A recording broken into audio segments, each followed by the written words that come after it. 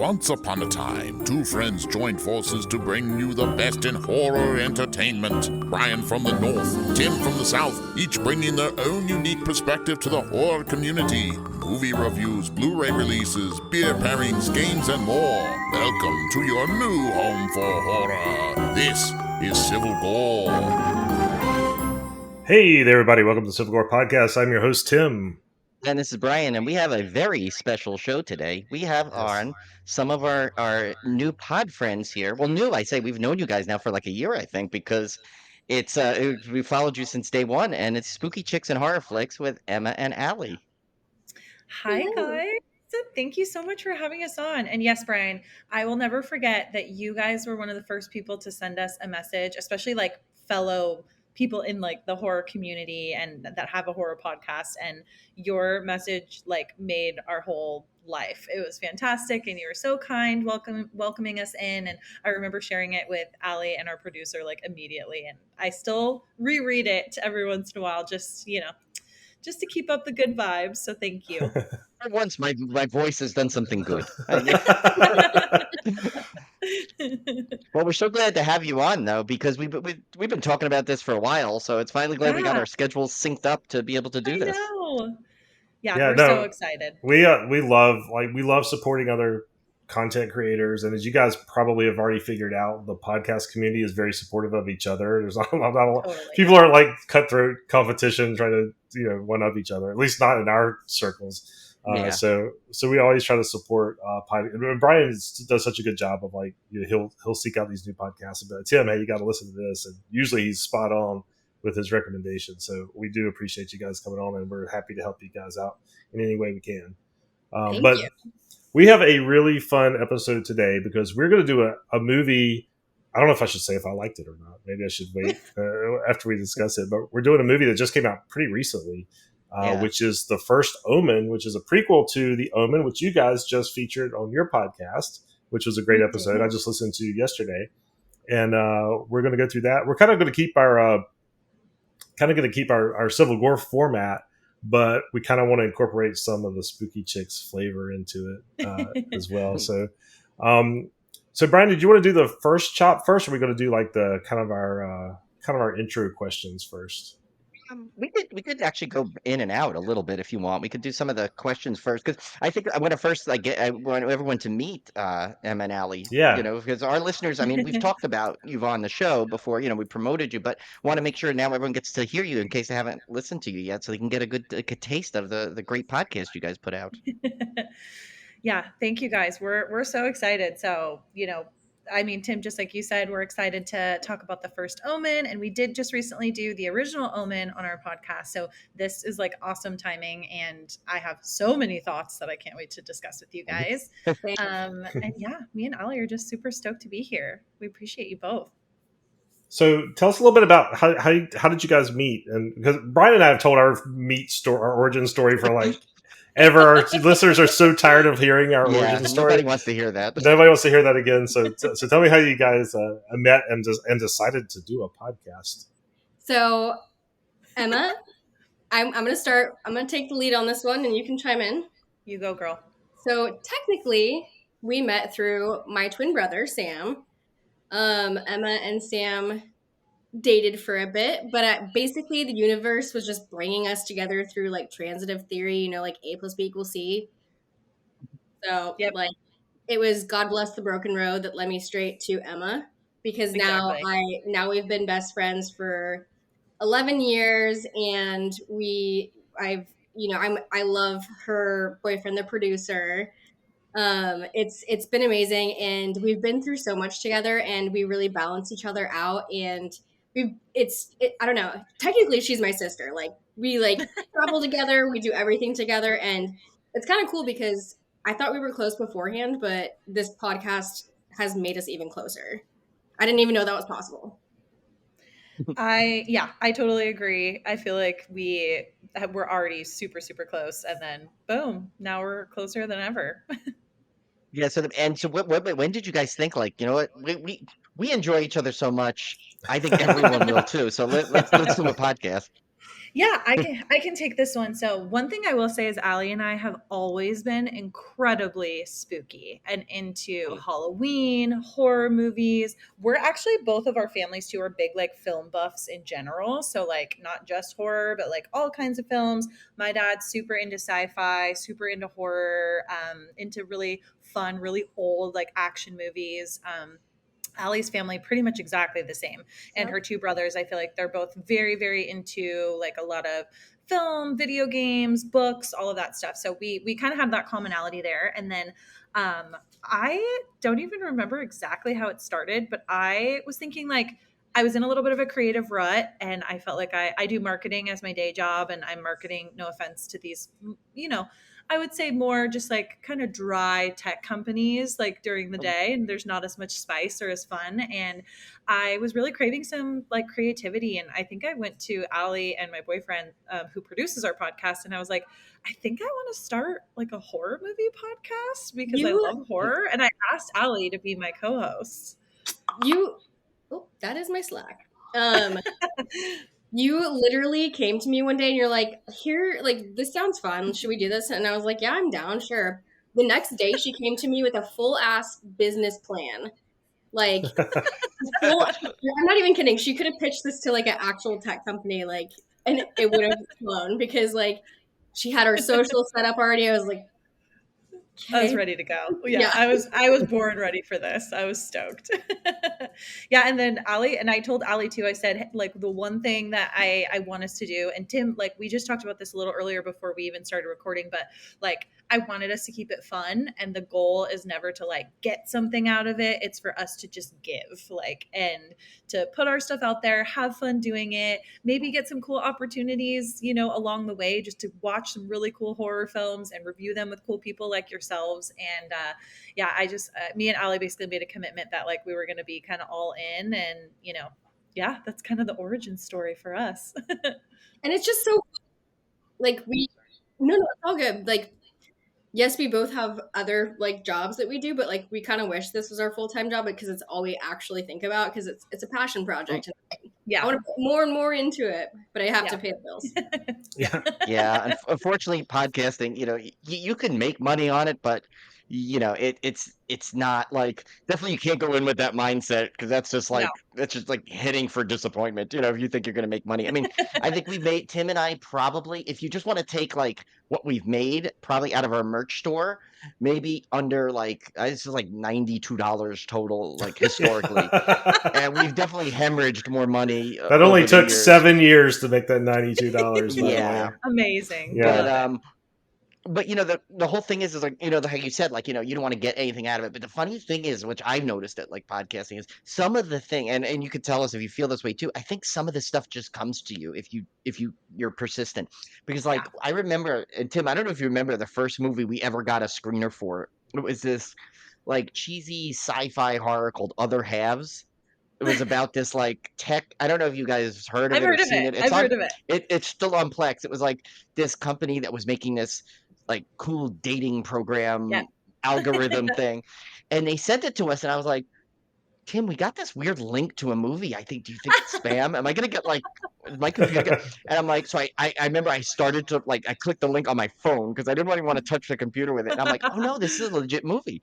So you know, I remember we watched it and talked about it, and then I think just soon after that, you just get on these radars of people, and then all of a sudden, like I think it was like in the end of the second or third year, where we just the beginning of the third year, we just started getting like, hey, you know, you interested in this? Or I'm a small you know indie film company. Do you guys want to talk about this? And my what I told Tim is I said, you know what, let's just say yes to everything that gets offered to us because you don't know who like, you know, you don't know if this person is going to be the next like Ari Aster, you know, it's like Totally. you don't know who that is. And besides, we found out that we absolutely love getting indie stuff. Love the Yeah. indie directors. That's those movies are so creative, and to hear the stories on how they do it. And this is one of these things where Tim's going to roll his eyes because I tell this story all the time.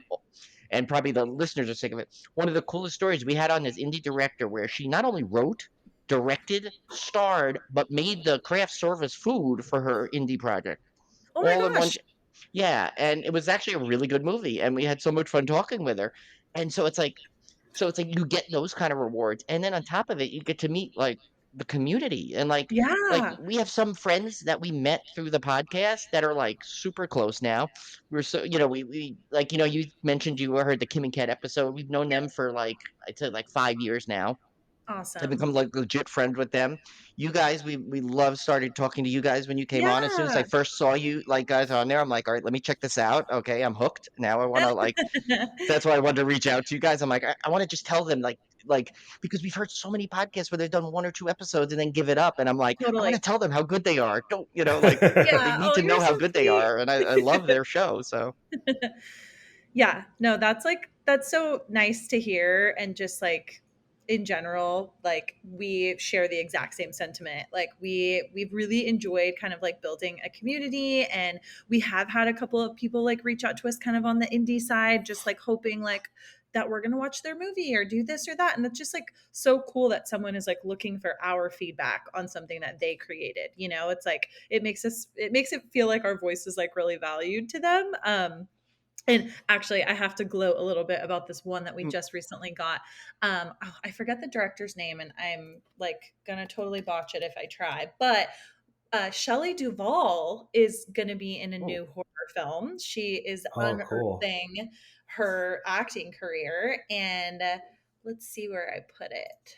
And we got reached out to by like the director, and he said that he wants to basically like send us the movie ahead of time or something kind of like along those lines. And I'm like, absolutely, because Shelley Duvall is amazing, and I will absolutely oh support yeah. her.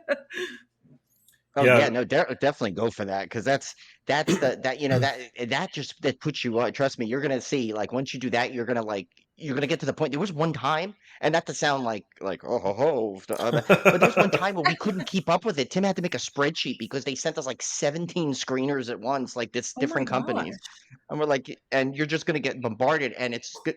It's gonna be good because you find some of the movies that you absolutely like are gonna love. Like, and Yeah, you get to see it before everyone else. It's kind of cool, It's it'd be a little totally. fun to gloat on that, right? Right. Yeah, absolutely. Yeah. So it's been really cool. And I would say like at the end of the day, we just like love being part of the community, and we're excited to keep going. And there are a lot of podcasts that just stop, and it makes me sad. It's the podcast graveyard, and I'm like, we're not going there anytime soon. We are not. We're If just gonna ever. we have big plans and big aspirations, even if it's just for us. Like Yeah. it's for us. It brings us joy, it brings us happiness. And again, like we've all been saying, the community has been so supportive, whereas other communities don't embrace newbies. Everybody's been so welcoming and so cool and chill, and it's like so much fun. Yeah, I know when It is. Brian and I started the podcast, we literally thought, okay, maybe our moms might listen to this. Yeah. Right. Maybe my FYI, brother. my mom has still not listened, No, my but it's mom because hasn't either. she thinks it's still a TV show, and I keep trying to tell her it's not a show on TV. Until we You get on need to YouTube, download it. maybe. But Yeah. yeah. That sounds like my No, dad. we literally Yeah. thought, and I think our first format was going to be, we were going to do the top 100 horror movies. Like we were going to find a list, said top 100, and we're going to do 100 episodes, and then we're going to be done. And that was our original premise. And we thought, we're going to get maybe 10 people will listen to this, and that's the end. And we ended up we just kept doing it because we were having fun, and we didn't even know if anybody was listening. We didn't really care, and we just kept making it, and we kept. I think the big thing, and I've heard this from other podcasters, is consistency, because totally PR people like to look back and see, oh my God, they got 100 episodes and they've put one out every week, and you're not like putting one out every 6 months, that kind of thing. Totally. So we made a really conscious effort that first couple of years to be very consistent, to put out a weekly episode. And it doesn't have to be weekly. It can be bi-weekly or whatever, as long as your listeners know your schedule, which we've been doing a horrible job of, by the way. This year has been completely just trashed, our schedule. But from years past, we were very, very consistent. I think that's what helped us get on the radars of a lot of PR people. And then once you start doing interviews and stuff, I suspect, Brian and I have talked about this. I suspect there are interviews that go really badly for some of these people. Probably. Because I've noticed, like, if you do good interviews, you get on a lot of radars really quickly. So I have to think there's a flip side to that. There's some really bad ones out there. Like why? Because like what Tim does is when we have someone, a guest, like we have a guest coming on next week, and like Tim's like immediately started listening to see if he had other podcasts out there, and so you kind of get their like the way their mannerisms are and their do it. So if you see it ahead of time, you kind of get that vibe going about like, okay, that's that's what I'm gonna, that's what he likes to talk about, or that's how they're gonna talk about. And I've seen some interviews, and not to sound like to toot our own horn again, but like we've seen some interview. So I had like we've had some interviews where I'm like, I've listened to other people interview them. I said I feel bad to say it, but it seemed awkward and uncomfortable. We actually, the best compliment we ever got was one of the directors. There's a PR company that always seems to work, that always likes to work with us all the time, and she reached out to us. She said, by the way, this guy, remember you had him on last year. He did this movie. He goes, he wants to come on again, and he made sure he said he wants to go to you guys because he had such fun on your podcast last time. I'm like, well, I said, like, to me, that's all like, like, I don't care if there's like 5 other listeners now, stuff like that is what really like, when you hear that, like you've impressed somebody or you made them feel like I want to come on again, and chat with you guys. Oh, I love that. Yeah, and go ahead and toot that horn. And I'm just going to throw something out there real fast, Emma. Do you know what else has as a horn?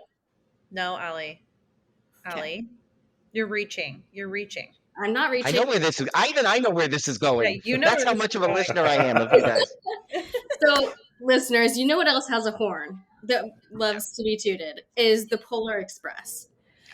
And so, again, everything can be related back to the Polar Express if you just believe. But Brian, that's really cool. I'm proud of you guys. That's awesome. I had to do it. I'm sorry. And actually, I have a business proposal for you, Allie. If you know any dentists that are struggling at their practice, have a mobile dental truck and call it the Molar Express. Oh, I love that. I'm on it. See, they drive around, you call them, and they come to you. Brian's an idea guy. You go to a dentist office, but you might feel more comfortable at home, right? Or in a truck that doesn't look like a dentist office. I love it. It's giving Django Unchained, that truck thing with the tooth on top. I love it. I love it.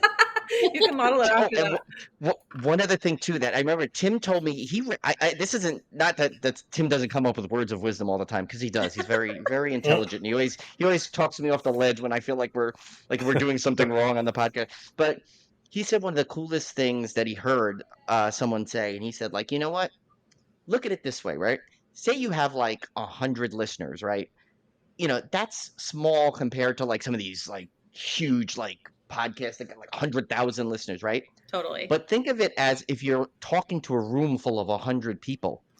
That seems pretty significant, doesn't it? Yeah. So it's like, yeah, you may be reaching only 100 people, but you don't know who those people are then reaching it to. And maybe they just don't listen, or you don't know, they don't show up on a stat, but you could be affecting someone that way too. And I always will keep that in the back of my mind. If I ever like look and I see like, I'm like, I wonder if anyone's like, I wonder if we're like, if our numbers have ever gone up. Like, we don't even look at the algorithms anymore like we used to. We're like, I don't care, in the end. It's like, we're having fun. We get to meet cool people, it's like. Yeah.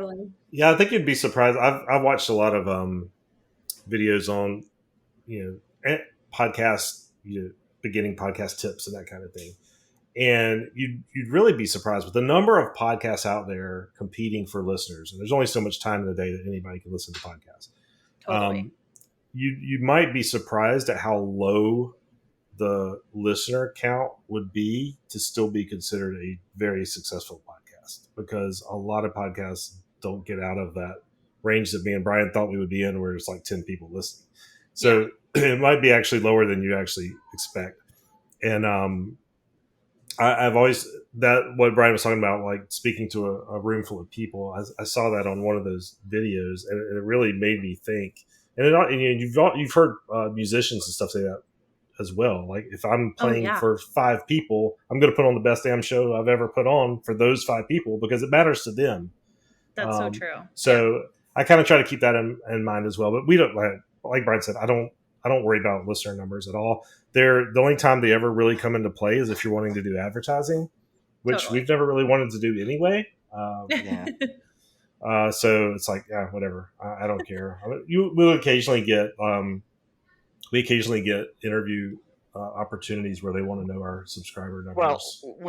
we did get offered something pretty funny once. I feel like we know you guys now well enough. We could share this one. Oh yeah, that was we our got, first brush with advertising. yeah, Actually. we got approached by Manscaped.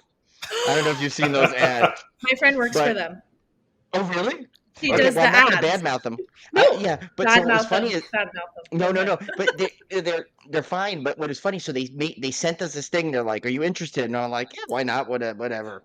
You know. So we sent it, and Tim filled out this whole like thing and sent them stats and this, this whole like packet of stuff he had to send out. Then we got ghosted. We got completely ghosted by Manscaped. Yeah, and we had all these puns ready and everything to go. We would have like totally sold. We were forming commercials in our mind, like how we were going to do these advertisements. You guys were ready. Oh man, Manscaped! If you hear this, missed opportunity. Yes, and same with White Claw, because you guys want two awesome White Claw hosts here. Hello. Honestly, the amount of free advertising I give them on this podcast and on my personal platforms is in your just personal life. Yeah, like in my personal life. Too. Yeah. No, it's and like what's that? I'm gonna butcher this, but like because I think I always get it confused with the game. What is it? Boggle? That wine you always talk about. I always see it in the store now too. Boggle, right, Allie? Is that how you say it? Boggle? Is it Boggle? Because I thought that was the game. Boggle was the game, and I'm like maybe it's Bogle. I don't know. I think I thought it was Bogle, and I said that at first, and Allie was like, "It's Boggle." I was like, "Oh, okay." I mean, also don't quote me. I'm like. We just call it Bagul now. Bagul. We're like, we just relate it to Sinister. We're like, it's Bagul. You should have went back to Allie. Well, Allie, then it's White Clow. You know, it's right. It's White Clow. It's White Clow. Yeah. Brian and I mispronounce everything, literally. Every name, we just butcher everything. So that's kind of like part of our thing now. Yeah, we just roll with it. We made it a thing. We made it a thing. Like that was one of the things I think I like that we do is when we ever like kind of totally butcher something, we somehow turn it into a signature for the show. Just go and then, with it, yeah, because like really, why not? You know, it's like, you know, I mean, maybe the person out there somewhere is like, that's not my name, how you pronounce it, but you know. I know, right? I think going back to that one episode, I thoroughly enjoyed the pronunciation of Dermot Mulroney, different every single time. Yes. That's how you have to say it. A joke like well before the podcast. Like we've been like talking like before. Like that was one of the first things I think we used to joke about Tim and I before we really even like brought it to air. Yeah, well, what's funny is Kim and Kent were joking about it like in parallel, not because of us. They had done it on their show because he was in another movie they had just done on their episode. He was one of the Insidiouses. Yeah, so they were joking about it on there, and I had not even listened to that episode when we started joking about it. And like, so it was like a whole like Dermot. Dermot. Dylan, yeah. No, like it all chained together. It was really awesome. But and then they hadn't even seen the Saturday Night Live sketch that they made on that. Yeah, there's an whole SNL sketch about this. Yeah. Yeah. They had never even seen that. So I sent it to them right away when we're done recording. I'm like, I'm sending this to you right now.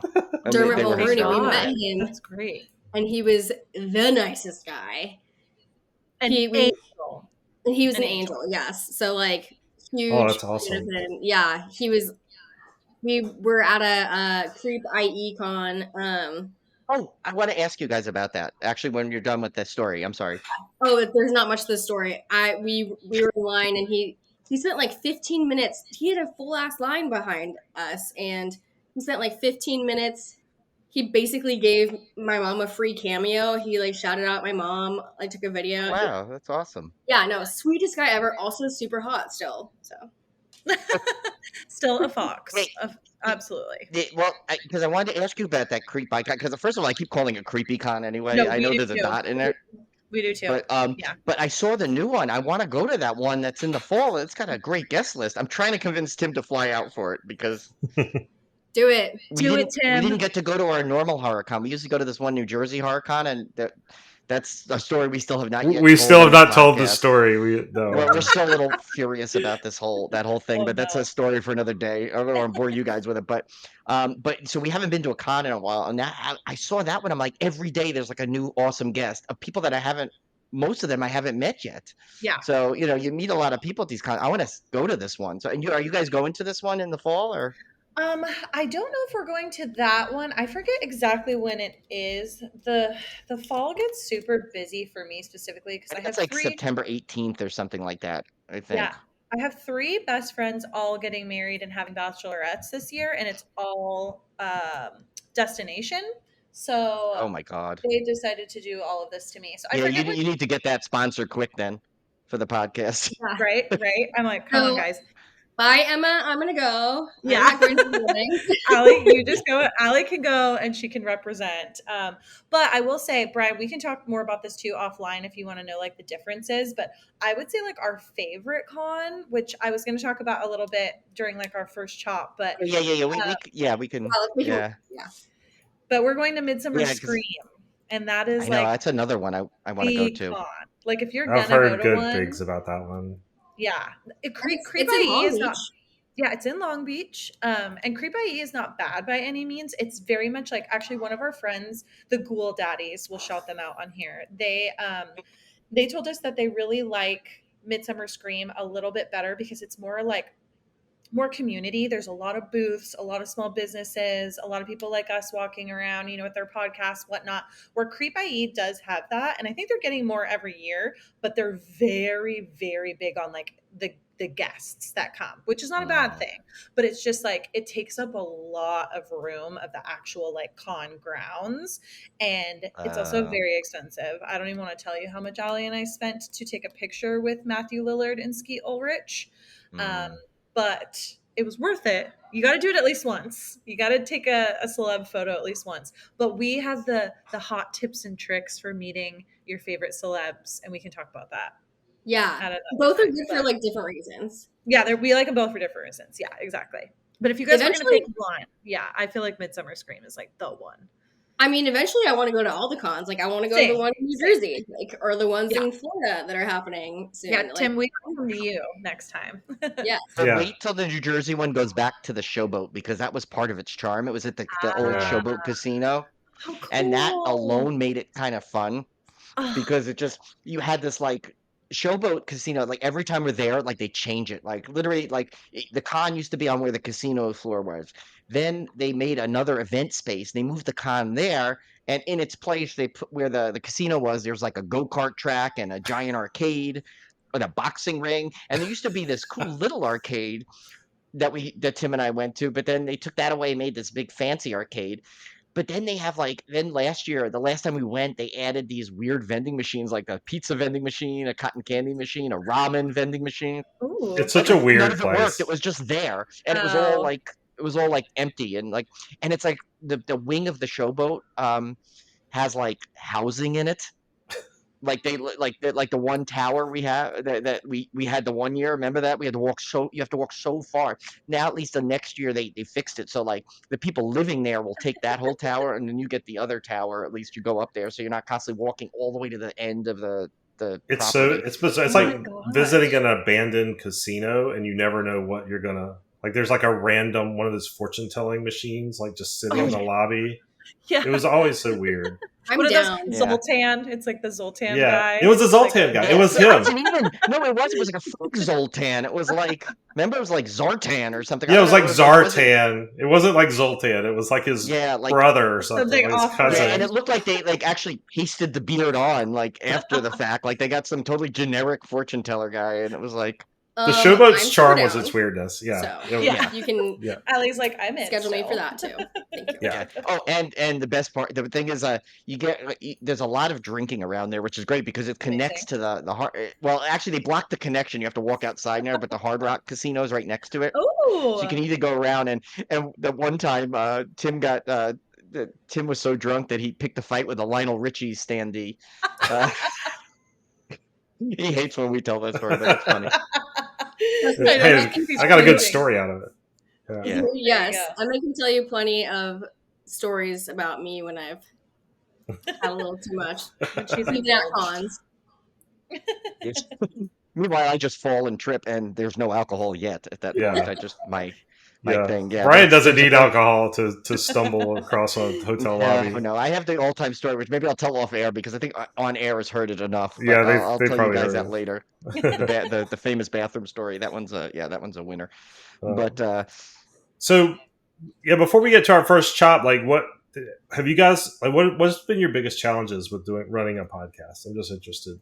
Like, what have you run into that's like been the biggest obstacle? Tim, I think you said this a little earlier, but like people don't realize how much work it is. Like it truly is so much. And I feel like very lucky every day that we have. It's so funny because like both Ali and I and our producer like have all these specific skills, which I think like really, really help our podcast and honestly have been like what has gotten it to where it is today, even just within our first year. Like I have digital marketing experience. So like I will run like our entire social and it's been super fun. And then like Ali is in event marketing and she's also hilarious and a people person. So she like is really good when we're out at cons and networking and really just like meeting other people. She'll just be like at dinner a random day and she's like met someone and now we have a lifelong fan. You know, it's just like that kind of stuff all the time. And then like my boyfriend Roy, our producer, he is a photographer videographer, and so he not only edits the podcast, which he's never done before ever, this is his first time and he does a great job, and then he also does all of our little like fun photo shoots. Ali and I just come to him and we're like, oh, we have a fun idea, can we do this, you know? And he just like crushes it every single time. But it is a lot of work, like, and I would say that's been like the biggest thing. And then also just figuring out like, you know, I think, and you guys probably have experienced this because you've been around for like so long, but you know, you can get like 1,500 people that tell you how amazing your podcast is, but then like you get one bad review or one person that like maybe doesn't love it, and you just take it like so personal, and you're like, oh no, like why don't they love us? But if you don't have a hater, you haven't made it. That is true. Exactly. True.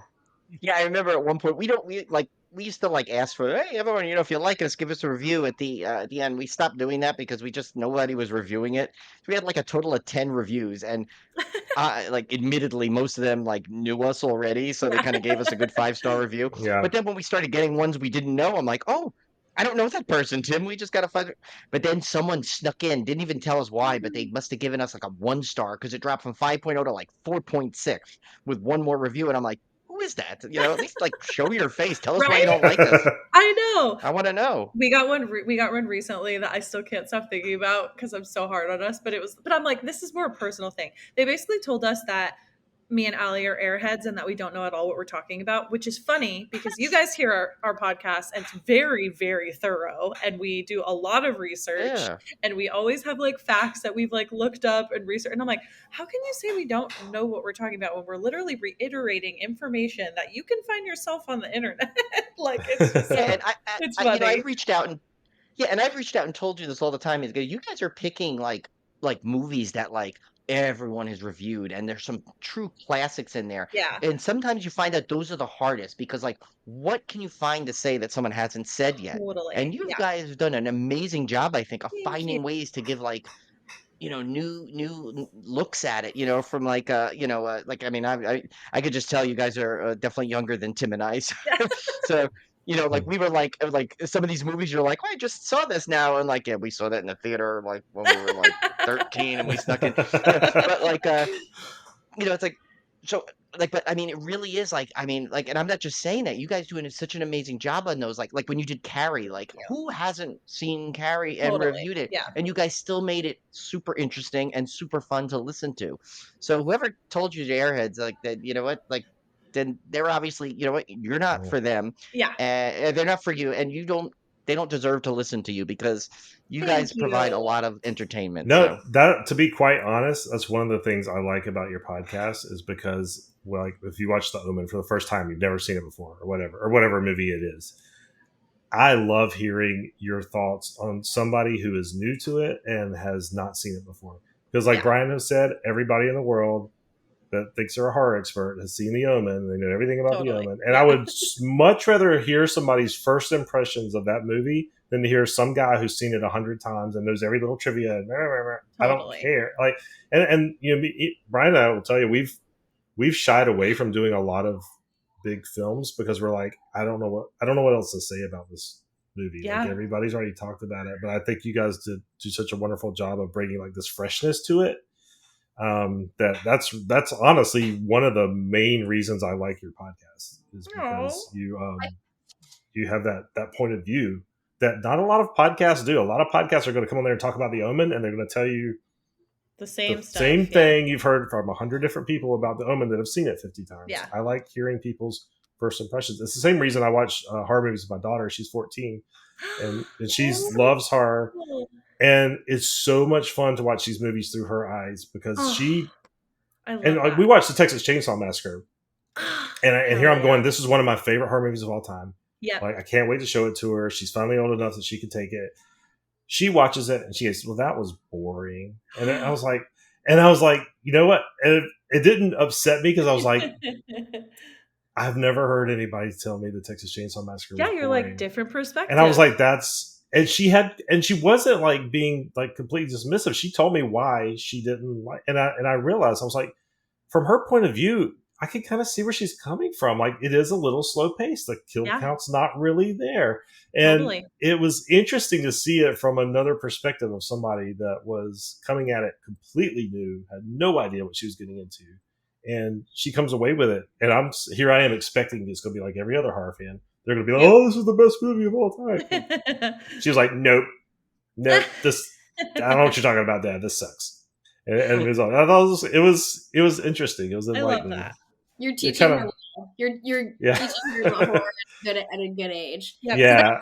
Well, it's the age I learned. I mean, my mom would let us go to which is funny now because my mom is like, she's like super like non into horror, like totally not into horror.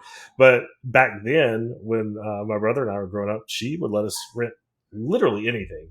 You walk to the video store, she didn't care what we rented. And so we would get like, Texas Chainsaw, Friday the 13th, Nightmare on Elm Street. We would go through all of them, every franchise. And, she just didn't care. And we grew up on that stuff from the time we were like 12, 13, 14.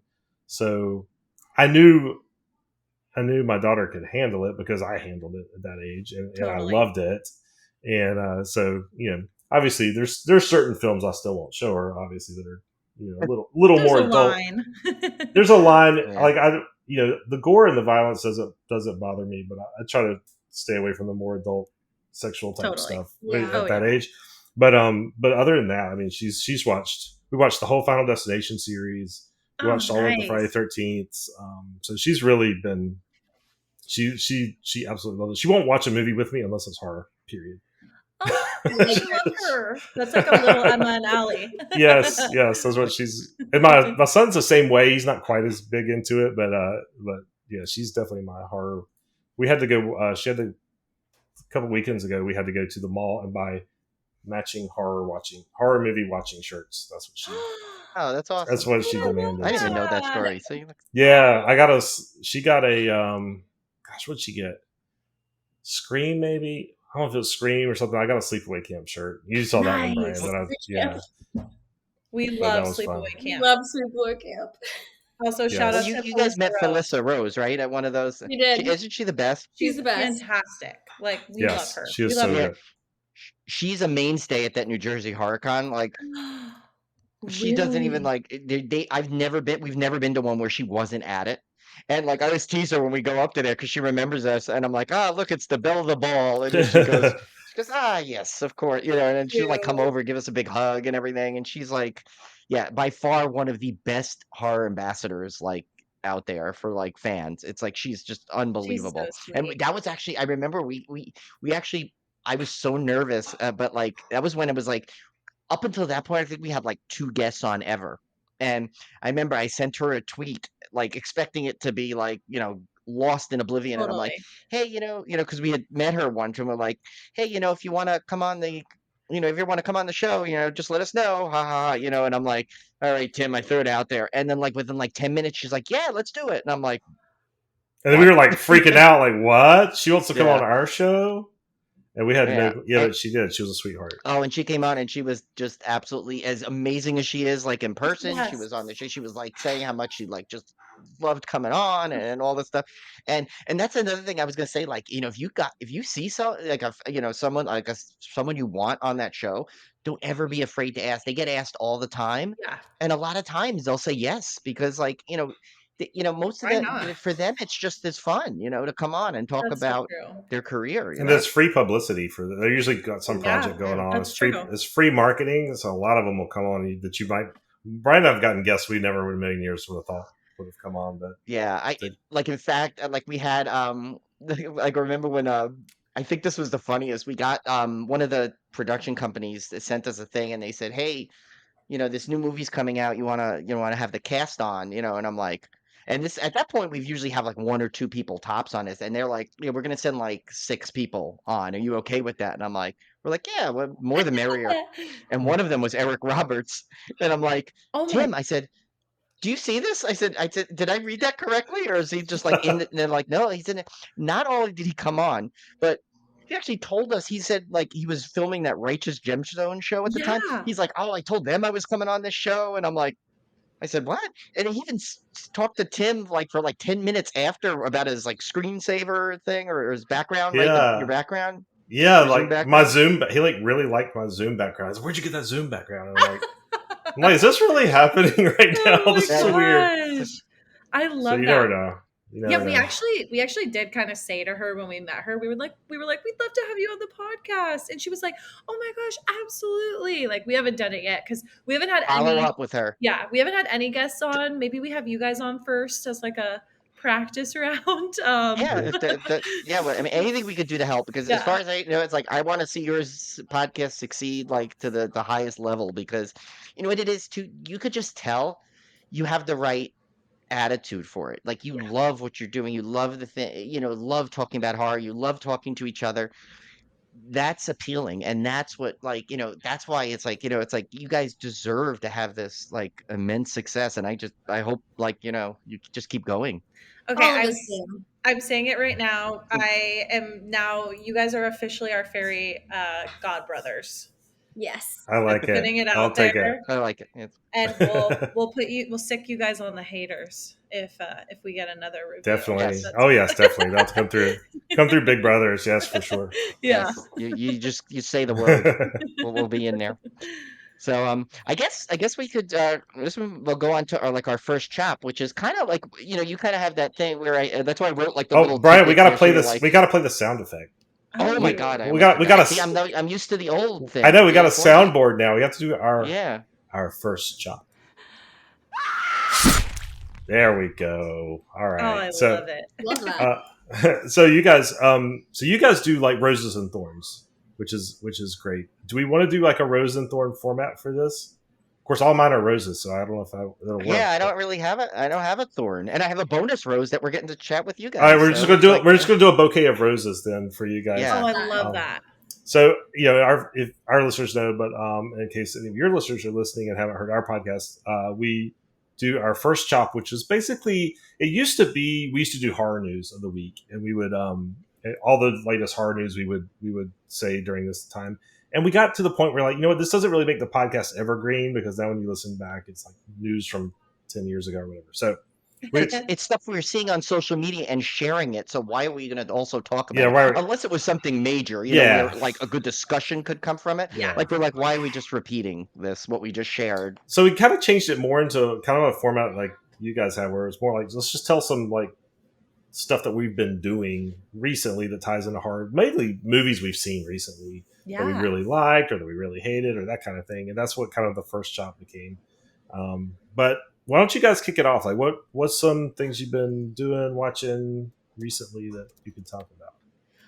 I actually have one like right out the gate that this was a movie I believe that came out last year, and I feel like it was talked about, and you'll see my connection there in a minute. But I just saw Talk to Me, and I Yes. loved yeah. it. I don't know if you guys have seen it, but I thought Yes. it was. Yeah, I really like that one. And that's another one where I went in like zero expectations. Like I also kind of went in zero expectations to the First Omen that we're talking about today.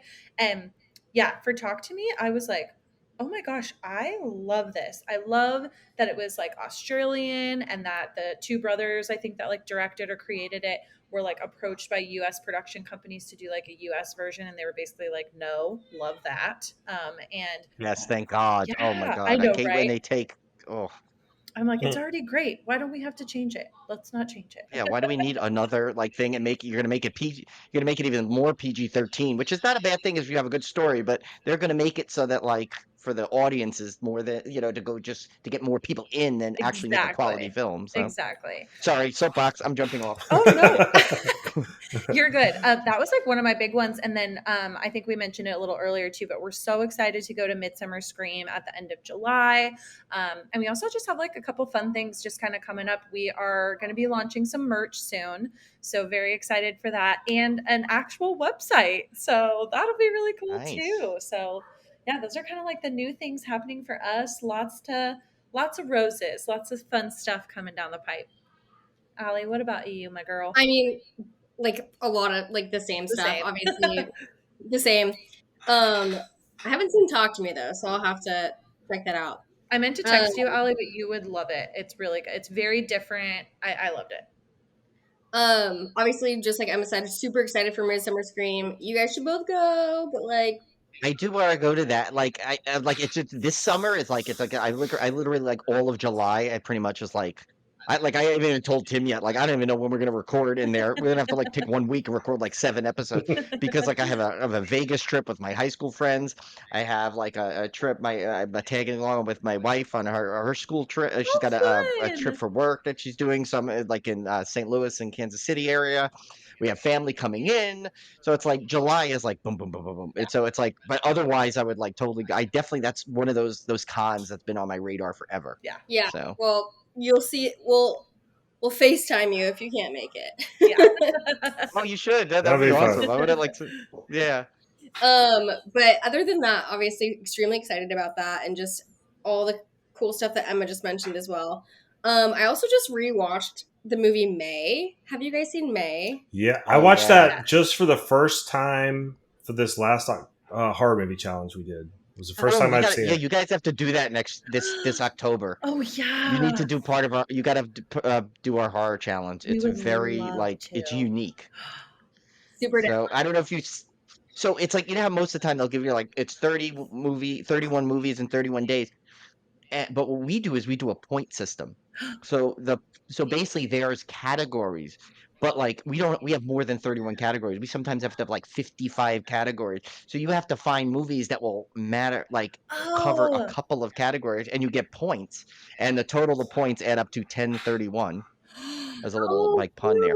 So it's like, yeah, so it's really, it's definitely, because we wanted to do something. We're like, let's make something different. Like we got to figure out something else. I don't want to just put a list of, okay, watch a monster movie today or watch this today. Those are fine. But like Tim and I have never liked to do things like so normal like that. We wanted something new. So what we do is we'll put out a checklist and you add, you just say you're going to participate and then we email you the Google link. And you have a little checklist, and then we have a hashtag like that you can like share, so you tell other people what they're watching. Because sometimes you can get inspiration from other people. Like, oh that covers that. I didn't even watch that yet. It's like a scavenger hunt. That's the closest thing. It's a scavenger hunt. Like we have it might be watch a horror movie that has a scene with a taco in it, or watch which was an actual category. Yeah, and that one stumped. Oh my god, everyone was ready to kill us. Yeah. Or it might be watch a horror movie that stars Dermot McDermott or Dermot Mulroney or whatever his name is. Yeah. Or watch a horror movie. There's some you have to really dig and do research. Like watch a horror movie that stars 2 people that were in an 80s sitcom. Or it could be I love that. That's like so fun. Yeah, it's really cool. We usually release it a couple of weeks ahead of time because you really need to plan in time. Yeah. You need to plan ahead.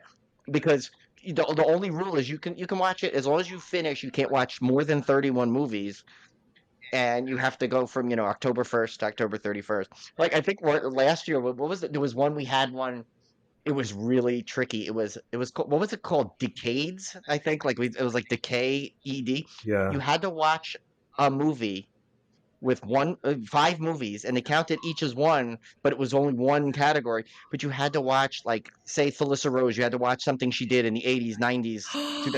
So you had 5 different movies of decades, and you had to watch 5 with that same person in it. Oh, I love that. So wait, okay, so count us in. So we'll let you know as it's coming up. We'll remind you. We usually post it on Twitter a lot, but we'll start. I hate that platform, but I want to like start putting it on Instagram. The more people kind of get in on it. We will reshare the hell out of it too. 100%. So, I'm also like now stuck on the taco thing from Dusk Till Dawn, maybe? I don't. I don't That know if might that's be. it. Is there in one? I don't know. The last year I stumped myself. I couldn't find one where you had to find one where someone ate a donut in it, and I found 100 movies that had donuts in it, but no one was taking a bite, and I was driving me crazy. Mm. It gets tricky. It gets. Or We like, have a It gets running joke that we're gonna put we're gonna put one in. Or we have a friend Jeff that he's on Twitter a lot, and we always joke with him. We're saying we're gonna put one in. You have to watch a horror movie where someone eats a grilled cheese sandwich in it, but we've yet to do that one. But one of these years we're Brian's gonna do it. Brian comes up with most of the objectives, and I sometimes I'm just love like, that. I'm like, this year is impossible. Like nobody's going to finish it, Brian. And we always figure out a way. We somehow we do it. They always find a way to We do always it. find a way. Yeah, and then we usually send out a prize pack of stuff, and Oh, how so it's cool. fun! I think this year, So last year we did a prize pack. Like I had a whole bunch of like old movie posters and stuff that I'd just been collecting. So we sent out a bunch of posters and magnets and stickers and stuff. I think this year though, I think I'm gonna buy like a really good DVD edition or a Blu-ray edition of Ooh, something. yeah, we should buy some stuff. Like Like a really good Blu-ray. Like I want to make the prize this year like really good. So Yeah. we'll see. we need to really hemorrhage the money on this podcast. Yeah, so we need to spend more money. That's Just exactly what Just we need take to it do. over the top, Yeah. you know, like. Yeah. Oh my gosh. But yeah, so I think you guys will have a lot of fun. So it gets you to watch some movies though that you would never watch before in your life, and sometimes you find some like gems that become your favorite. You know? Yeah, that's actually like it's funny you say that too, because we were even saying like people that don't really watch horror sometimes will ask us. They've probably asked you guys too. Do you guys even have that many horror movies to like review? And I'm like, do you have any idea how many horror movies there are? Like Like, they grow each week. yeah, the number is infinite. So I'm Yeah. sure. Yeah. Well, Tim and I were crazy this year. We did at least Tim's doing the easier version. I'm doing it the hard one. I'm self-restricting myself to a movie I haven't seen, but I'm doing the horror 365 challenge, which this year is 366. Of course, the year I pick is the one with leap year where you got one extra movie. So I have to watch 366 horror movies I've never seen by the end of the year. wow. Yeah. That is. So- I've amazing. done. I think I'm up to 135 this year Yeah. so far. Wow. It's crazy. I'm almost on pace. I'm just a couple off the pace, but I'll catch up on the weekend. Yeah, So, but it's you know what ridiculous. the trick is? Yeah, I like a crazy person. I literally subscribe to every single streaming service. Oh, yeah, Streaming same. service. So it's like Screenbox has a ton, like they just throw out hundreds of movies, and some of them are like an hour and 15 minutes. So Yeah, I'm they're like, okay, I shorter. can knock two off in the time of like one essentially. Mhm. So Totally. there's strategies. Yeah. I probably watch movies I may not have watched ever, but Yeah. You gotta But, get those numbers up. yeah. I love that. I love these So- challenges. Count us in. Yeah. Yes, we definitely Nice, will. nice. I'm sorry, we didn't cut you off though, Allie, did we? I'm like I tend to not. Oh stop no, it's all talking good. sometimes. I can't remember what I said last, but oh, and this is so basic, and I know we kind of said no, nothing upcoming, but I'm so fucking excited for Maxine. Oh, we are yeah. too, for sure. Yeah. Like Yeah, X and Pearl just like blew my mind, and I'm so ready. Like July 5th, I'm blacked out my calendar. Like, do not talk to me. Allie, are you in town? Because we need to go see it in theaters together. I'm actually in town now. I was going to be out of town. Oh, you're I am gone. not. Oh, I you am? loser. I'll wait. No, wait for me, and I'll wait for you. Okay? Oh, God. Okay, I guess. We have to. you got to see it I together. know. You guys have to see it together. Well, and that's actually a new thing that we can shout out. And I don't know if you guys heard it, but Allie hasn't done one just yet because honestly, we just haven't gone and seen like new movies yet together in the theaters in like a while. But we are starting this thing called Fresh Frights, where like we'll do kind of like a mini episode. So I did one while Allie was out of town, where I went and saw Late Night with the Devil with our producer. Yeah, okay. I love that episode. Yeah, we Yeah. got a lot Yeah. of people that were like, and this is a good example of like someone being like, hey, that was actually super cool. You guys should keep doing that. So we'll probably do the same thing for Maxine once we see that, once Allie's back in town. Yeah, we do. I think Brian, we need to do a round table for that one because we've been doing the Yeah, round like we did with Kim and Kat. That was our round table format. Yeah. Oh, yeah. We've done that with other friends and stuff. But like for those big like the movies that every horror fan is waiting to come out in the theater, we've done some round tables and those have been pretty successful. But they're also our absolute longest episodes ever. I'm sure there's people screaming at us like, I don't want to listen to you for 3.5 hours. Yeah.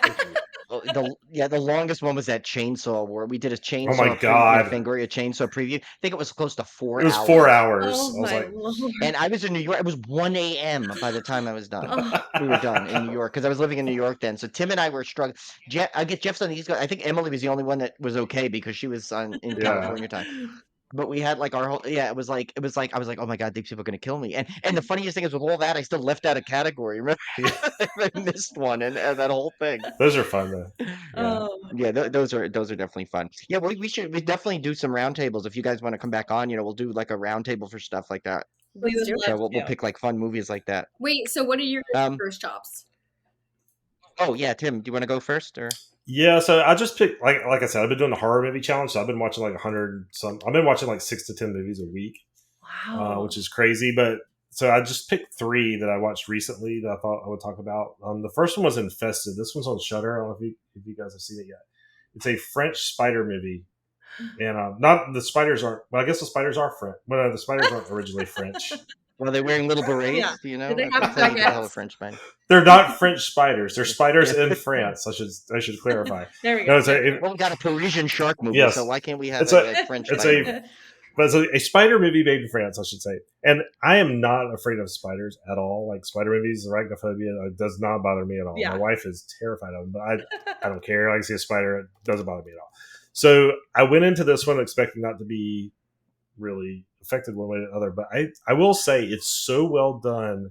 Like it even creeped me out a few times. Ooh, I'm gonna write that down. Yeah, it's like featured on Shudder right now. But it's on Shudder. It isn't. They believe it is in French. I think there's subtitles, but I thought it was really well done. I thought it was really entertaining, and the spiders in it are super creepy, and they're not like supernatural type spiders. They're kind of like stretched the limit of biological imagination, but they're a little bit. But they're not like ghost spiders or the size of houses or anything. Ghost spiders. It's like water something. Anyway, so I recommend that one. That one's good. The other one I watched was Lord of Misrule, and I wanted to talk about this one because it has Ralph Ineson, who was in the First Omen.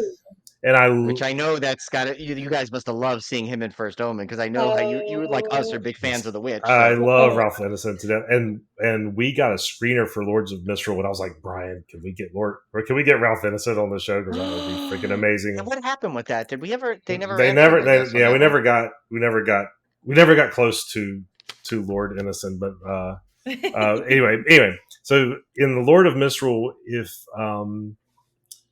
is very, very folk horror in the vein of 1970s folk horror, like Wicker Man and so cool. Blood on Satan's Claw. Those type of like village cult movies.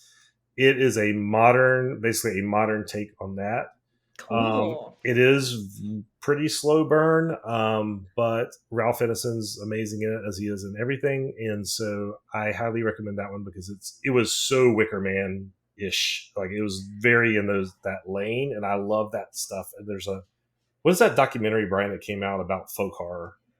Oh yeah, Days of I can't remember. It's still on Shudder, like Wicked. Wicked. It's like Wicked Dark and something. It's on Shudder. Look it up. It's the most amazing documentary on 70s folk horror you've ever seen. Like it covers everything, and it is one of the best horror documentaries I've ever seen. Period. I'll like it if just as long as Ralph Ineson talks in the movie. I'm hooked. I can listen to that guy's voice like forever. And he's really good in this one. He plays a really weird role. So definitely recommend that one. And the last one, of course, was Godzilla -1, which I watched the other night, and that was just amazing. I will say, don't watch the dub version because I've heard I did by mistake and I couldn't I was so mad at myself. I didn't realize I did it until it was too late. Yeah, and I'm just like, because I had somebody else reviewed it. They were like, "This is the cheesiest movie I've ever seen." I was like, "What are you talking about?" Apparently they change a whole line. I heard, and that's what everyone's up in arms about. So I got to rewatch it now with the regular. I was like, "What are you talking about? It's cheese. Like I don't understand." And then I realized they'd watched the dub version. Like the acting's really bad and stuff. And I was like, "Oh, like you can't watch the dub version. You gotta watch the original Japanese." But I love Godzilla -1 because I love the original Godzilla, and this is like the closest a modern Godzilla movie has gotten for me to the original, which is like so far away. Like I love the Kong versus Godzilla, like modern Kong Godzilla movies. Don't get me wrong, I love those, but this one was like really emotional. It was done on a shoestring budget compared to what it looks like. Wow. It looks amazing, and I mean, I know. I was gonna say the effects are incredible it's in that. it's way more like drama than it is horror and action. But I just thought it was such a love letter to like the original Godzilla that it was just amazing. And I love that they got Oscar stuff for it and everything. I just thought the whole thing was great. So definitely check out Godzilla -1. That one's on Netflix right now, and they also have a black and white version of it too, that you can I watch. want to see that. Yeah. Tim, that instantly became my second. I've been a huge Godzilla fan. That instantly became my second favorite Godzilla movie. That Godzilla's Revenge or Godzilla King of the Mods, but it like has two different names. The one where the little kid has the keyboard that transfers himself to Monster Island. That's always my number one favorite because I watched that every time when I was a kid. Yep. But yeah, Godzilla -1 is definitely my second favorite one now. Yeah, I'm so glad you said that, Tim, because I love Godzilla as well, and my dad just watched it, and he just told me on the phone yesterday how good it was, and my dad is one of the biggest Godzilla fans. I actually have a friend who worked for Toho Studios, and oh my gosh, wow, yeah, he would like just show us kind of like behind the scenes stuff that my dad could take a peek at, like Godzilla wise. And I totally grew up on like the 1954 original and like loved it so much. So I'm definitely going to put that on my list. That's awesome. Oh, you're going to love it then. Yeah. I don't know. Have you both lived out in California your whole lives? Or? Yeah, we're born and raised in Diego. Oh, okay. Yeah. So I don't know if you had this out there, but in New York, we had once a year they had Godzilla Week, where like around at 4:00 every day, like I would come home and like the local channel would show a Godzilla movie once a week. And every time Wednesday was always that one I was telling you about, whatever they call it, Godzilla's Revenge, Yeah. And that one, and I remember I couldn't wait until that one aired because that was like my favorite one because the little like baby Godzilla he'd go and he would throw the puff and no smoke would come out. Like I love that. That was like my favorite thing. But those films I'm glad that like Godzilla's still relevant. Yeah. Oh, a friend of mine just bought a Godzilla pinball table and it's in his house. What? I got to go over and play it. So cool. Oh my gosh. It's amazing. And he got he's got this tiny little house. It's so funny that he was like, why did you buy a pinball thing, a full size pinball table? Like you have no room for this thing. He's like, we just moved the kitchen table over. I just stuck it in there. But and then he just bought this. Why did I buy a Star Wars arcade game in a small apartment? Exactly. Right? Yeah. Same thing. Like, but he ended up buying this. He just recently posted on Facebook. He bought this big like Godzilla art print to frame to put over it. Like, I was like, oh my god, this is gonna be just freaking amazing. That Godzilla, it's a modern pinball machine. Like it's just came out like not too long ago, so it's really cool. Priorities, like exactly. Kitchen table, no pinball machine. I've been begging for a pinball table. But. Yeah, why can't you eat like next to it? Yeah. Well, he's already talking about getting a second one. I'm like, dude, we go for the second one. What are you talking about? You can't even get a first one. But well, by that point, his wife will probably have left him. So no, she's like the pinball wizard in the household. Oh, she's the one? Yeah, Oh, wow. she got him into pinball. Oh, like, no. So that's like the best home of situation. Yes, it's great. So yeah. So anyway, that was all roses. We were just all roses, no thorns this week. All roses. Well, yeah, I'll give a couple ones. Mine will be quick. I do want to shout out one we should talk about because Tim, you watch this. I don't know if Em and Allie, if you were a fan of like found footage movies at all. Yes. But there is a director, Isaac Rodriguez. Oh yeah. All his movies are on Tubi. Oh my god, every one of them is like I feel like it's better than next. So I watched like I have one left of his. I didn't get to watch yet, but like his are so good. Like I'm not even gonna. I think we posted them all, so I don't need to list them here. But like that's like a director that like I like anything he throws out there. He's just such a good way of getting like he sometimes doesn't tip off his jump scares in them, which a lot of people tend to do. Yeah. But he somehow avoids that. I don't know how he does it, but the one thing I do want to talk about is I think you both have been here. That's dying to go to this Horror Vibes coffee place. It's right by not too far from Universal Studios. It's on Lancashire, I think. So we were my wife and I were down. We babysat for my brothers, my niece and nephew this weekend, so they could go off have a weekend away. So I'm like, well, I'm gonna get coffee on the way home to drive. That's 5.5 hour drive. Let's go to this Horror Vibes coffee. It's like for some reason I always thought it was much further, but it's really like 10 minutes from here. Yeah, that's awesome. So I'm like, there we go. And oh my god, Tim, you would love this place. First of all, it's so cool because every like drink is themed after something. Like Julie ended up getting something called the May Queen, from like from Midsummer. Midsummer, and I got oh my god, I forgot the name of mine, what it was, but it was like a strawberry banana matcha drink, Ooh. like an iced matcha. It was so good though. And and it's so cool because they have it's all decorated. I got like a Hellraiser chocolate bar and stuff, and it's really cool. It's just like, and they are packed. This was like 5:30 on a Sunday, and it was like the line was at the door. We really, Wow. It's when crazy. I went, it What was I dead. Yeah. What Oh, you got lucky, I guess. is like my new favorite thing. Emma and I both travel a lot in like different capacities, both together and separately. But like my new favorite thing is wherever I'm going, I'm finding a horror themed like restaurant or bar or attraction. Like Brian, you're going to Las Vegas. Yeah. There's this bitchin', Yeah. yeah.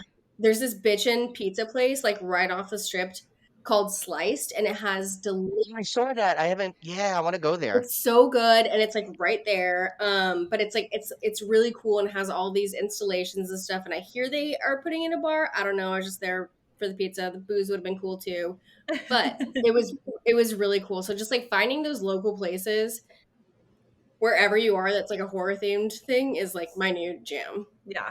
And the Nightmare If Tour. you go to Long Island. Oh, No, sorry. go ahead, Brian. Oh no, you can go. Oh, no, I was gonna say if you go to Long Island, because where I used to live, I lived in Amityville of all things, so perfect thing for a hard bike. Yeah, we were like about, I'd say like 8 minutes from the house. Oh my god! So Brian took me to see it when I was up there. It was awesome. Looks a lot different now. Yeah, but they so took the cool. windows out. Yeah. No, Yeah, but they took the windows out. Yeah, I know it. And they have a sign. They don't really want you to stay there, but I know a way to like go around where you can take a picture without them really seeing you. Because they do. I think the newest owners though are a little more low key. I heard, and they actually like do something around Halloween. They post up some cool stuff to see. Like if I owned that house, I would be like, "Yeah, man, come on!" my Like God. I don't know. I'd be come on Come in, on and, in. like like do a seance for Yeah. like here in my kitchen. I would be the same.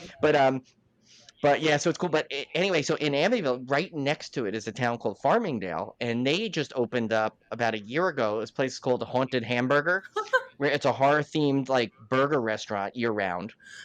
And there's a Nightmare Brewing Company, which is no, not Nightmare. I'm sorry, wait. Shoot, I get it confused. Oh shoot, I'll have to get back to you on the name of it. I forgot it because there's like a couple of that are sound the same that I like. But this one, it's like a horror themed brewing company.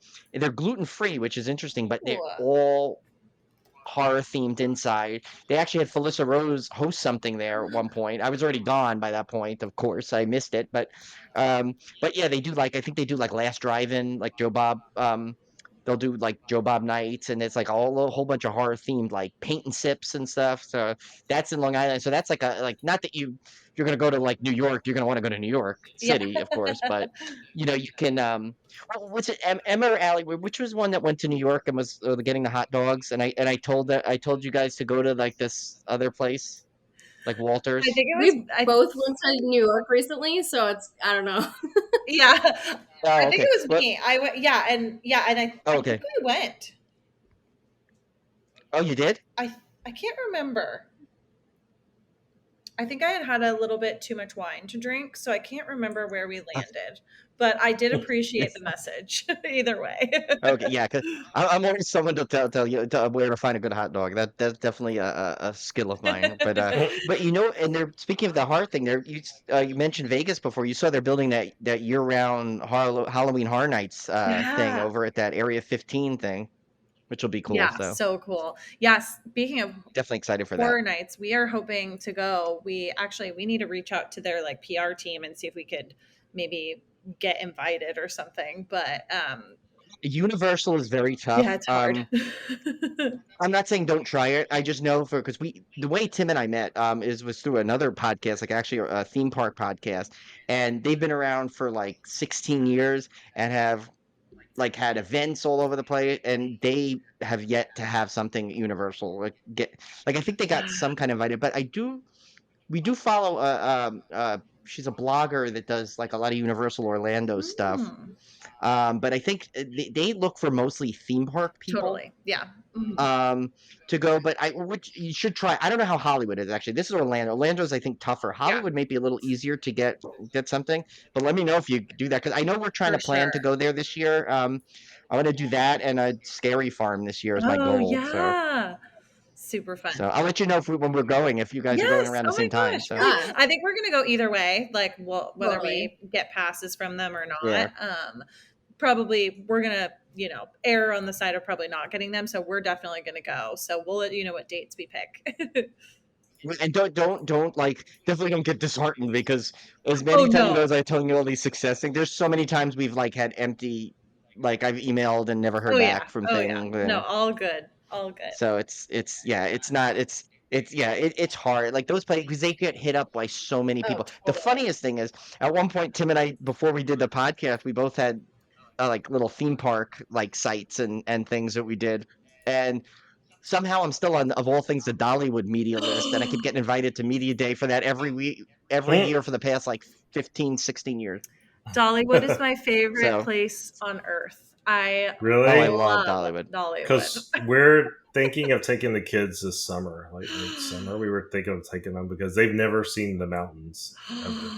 Tim, and I was you like, have to. And I was like, if we're going to go to the mountains, we kind of got to go to Dollywood. It's so fun. They did change our hotel though. That hotel I found. We when we first went one year, we did our coaster podcast had a meetup at Dollywood. So like our little, like we had like a subgroup that went, and so like my wife and I had gone a year before, and I'm like, there's this really little dinky hotel in Gatlinburg. And literally, it's at the base of the mountain. You like see the Smoky Mountains. But what's neat is the hotel is completely run down. But it was like, what was it, $37 a night? It was like trash, but it was it's clean. But it's clean. It was clean trash. It's just old. Yeah. But what's cool is you have like its own little path. You go out the side off the main drag into this little like shopping area, and there's this tiny little place called the Donut Friar, like spelled FRIAR, like a little like monk, and it's so cool because you go there and they're open at like 5 a.m. So you go there, grab some donuts, and then head over to the park. It was like about a 10-minute drive, and it's so cool because it's like the Gatlinburg is fun on its own. And and if you guys go, you got to do Mysterious Mansion if you haven't done that yet. Have you done that? No, I'd love to. I've heard great things. Oh, put that on your list. It is one of the best like haunts we've ever done. Okay. Adding it it's so cool. I'm supposed to go to Gatlinburg in September, so I'm making lots of notes right now. Yeah, definitely do that, because it was so sad because I remember when they had that big fire in Gatlinburg. What was it, like 5-6 years ago? We literally left. Like we were there because we had my wife and I had season. Oh no, actually that I used. That was funny. I totally used my like connection there, like, and said like, hey, I didn't get to come to media day. Can you, can I come down? Because it was when that lightning rod coaster, and the guy's like, yeah. He goes, I'll put you down for 2 tickets. So we just had to get there from New York. So we drove and got down there. But and I remember when we left, my wife was like, I kind of smell smoke, and I'm like, oh, it's the Smoky Mountains. What do or something like? It's probably nothing. They're probably smoking. And halfway. Yeah, and then like about an hour into our home, our friend, one of our mutual friends, texts me. He goes, "What'd you do down there?" I'm like, "What do you mean?" He goes, Gatlinburg's got like a big fire going. I'm like, "What? We just left there." And he's like, "Yeah, it's like on fire." And I'm like, "Oh my god!" So I started looking up the news, and that haunted like house says, basically, what happened is it got so clouded in smoke, they immediately assumed it burned down. So they said, sorry, after so many years, we regret to inform you that, it's been a great run. And I'm like, oh my God, this is the saddest thing ever. But then when the smoke cleared, untouched, it was fine. Hell yeah. So apparently it's still open and fine. That's wild. Like, right? It's like crazy. You wouldn't have... Also, just really separately, this is where my ADHD brain goes. You mentioned a coaster podcast. What's your favorite roller coasters? Okay. Mine's easy. Tim's. I know what he's gonna say, and it's one of mine too. It's probably because my home park is Carowinds, so my favorite is Fury 325. Oh, by far. Your home park is what now? Carowinds. Carowinds, yeah. It's in Charlotte. It's literally on the border of North and South Carolina. Like the line goes right through the park. It's in a town called Fort Mills, but it's closest to Charlotte. So, everybody knows where Charlotte is typically with North Carolina, so it's close to there. Wow. But, Fury 325 is a 325-foot Giga coaster. It's awesome. I love that. Yeah, that's probably my second favorite. My first is one called Boulder Dash. It's it's at this tiny little park in Bristol, Connecticut, called Lake Compounds. But the coaster is built into it's like a wooden coaster, and it's built into the side of the mountain. And so you're basically in the woods the whole time, so you can only see part of the coaster half the time. But the best part during the day, it's good, but at night, it's almost like pitch black. You can't see anything on the way there, and you're just like, and it feels like it's going like 85 miles an hour, like racing through. You can't see a thing. You're literally like popping out of your seat. It's incredible, but the problem is that park is run so bad, so half the time it's closed or they're running one thing and the line is so long, and it's like it's just they just don't know how to manage that park. It's sad because they've got one of the best roller coasters in the world there, and it's I'm sorry, I went on the soapbox again. It was right next to me. I didn't mean to. But, no, this Boulder looks terrifying.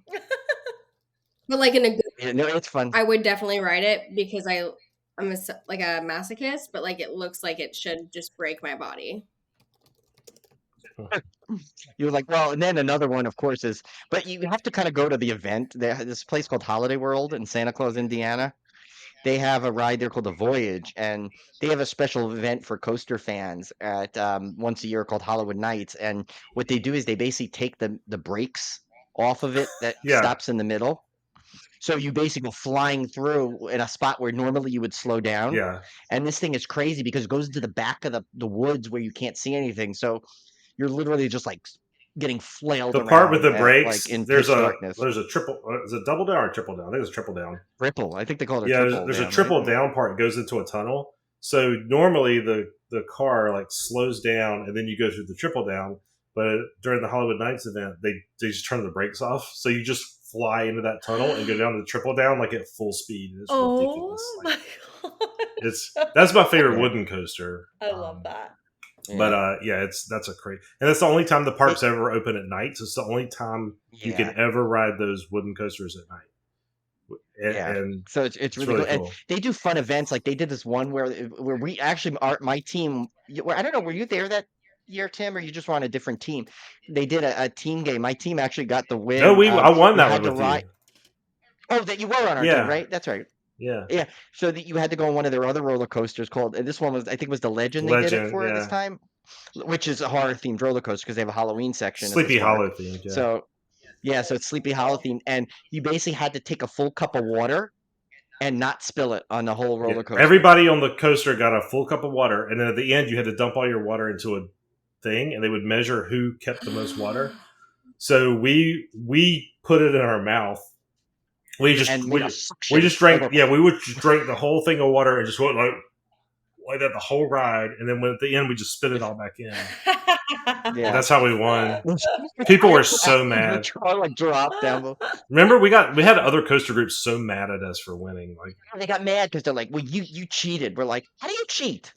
What do we have a tank of water?" Like there's nothing in the rules. They got so mad. Yeah, at us. And it was funny because like. It was crazy because the roller coaster is not smooth. It doesn't throws you around. It's just, we've been on it so many times, you could brace yourself. So we knew when to brace ourselves for this turn and that turn. So you just hold it and kind of move the cup around, but basically make it suction to your face. That's great. We just let the secret out for everybody that wants to win the contest. I think it was out by now. Yeah. I don't even know if they've done that in a while. That event. They have something else with a sword or something. They passed the sword thing or something. They did instead. Yeah, so I don't know. It's kind of the coaster community is crazy. Now, granted, I love the coaster community. Don't get me wrong, I love our group, but that is a community where you can get into some like the craziest arguments over the stupidest. You get some real hardcore nuts. People in that one. Yeah, it's like you can't make that your first coaster. It doesn't have enough. Like literally, it's like you get that a lot, isn't it? It's like they can't wait to fight you in like an argument of something. It's crazy. It's so not the horror community. It's the exact opposite. But boy, did we go off on a tangent? I told you we would. I told you we would. Yeah. I love it. So are we going? So I guess we have to talk about the movie. Right? I guess. The listeners are like, Jesus Christ, just talk about the movie. I know they're like, what? Jeez, you guys. But anyway, they're used to it. Yeah. So we're doing the movie The First Omen. This came out this year, not too long ago, actually. Directed by. Here's where I start butchering names. Directed by Arkasha Stevenson, starring Nell Tiger Free as Margaret, Ralph Ineson as Father Brennan, Sonia Braga as Sister Silva, Taufik Barham as Father Gabriel, Maria Caballero as Luz. Is it Luz? Luz? I didn't watch it. I don't know. They never. I don't think they said her name I don't in it. think they I think don't it did. know. It's not. It's Luz. Yeah. Luz. Okay. Oh, it is Okay. Luz. Okay. Charles. See, Allie to the rescue. Yes. Charles Dance as Father Harris. Bill Nye as Cardinal Lawrence, who I love. I love him and everything too. Nicole Serace? I don't know. Sure. Let's go with one of those. It's one of those. Carlita as Carlita Sciana. A young American woman is sent to Rome to begin a life of service to the church, but encounters a darkness that causes her to question her faith and uncovers a terrifying conspiracy that hopes to bring about the birth of evil incarnate. And this is, of course, a prequel to The Omen.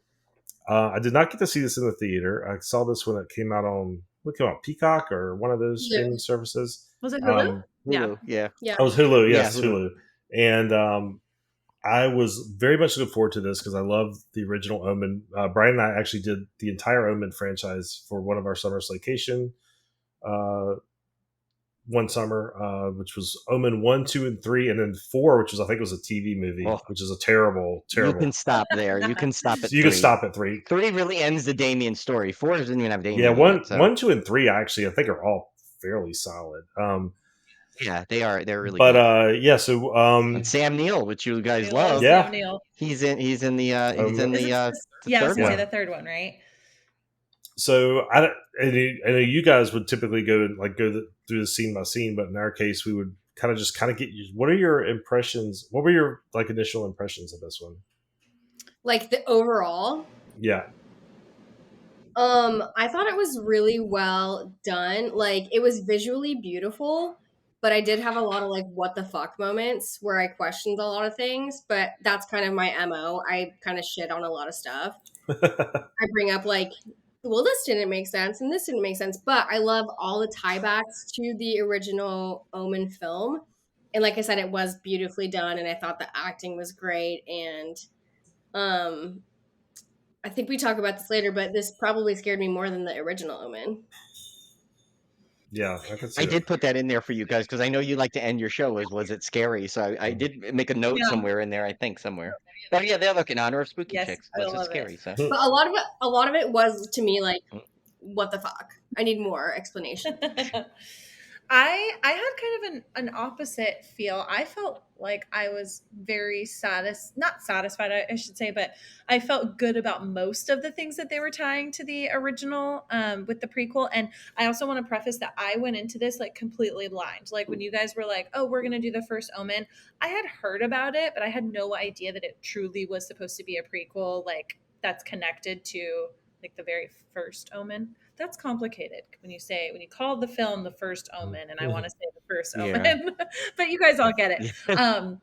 I loved it though. I thought it was so good. I agree with Ali. I think it was visually so pleasing, and there's a few shots I actually wrote down some notes because who am I without writing down notes, right? And there were a few shots that I called out as just so beautiful, even down to the way that they had her hair anytime she was in a laying down scene, just these little details that I super appreciated, and also thought that the acting was super solid.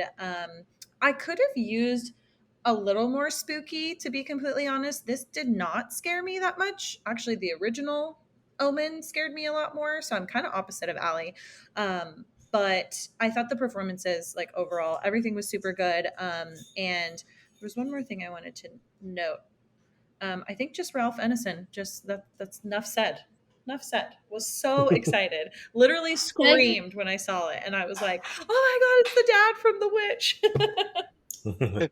Okay, we keep talking about Ralph Ineson, and I'm just going to throw this out there. An unpopular opinion.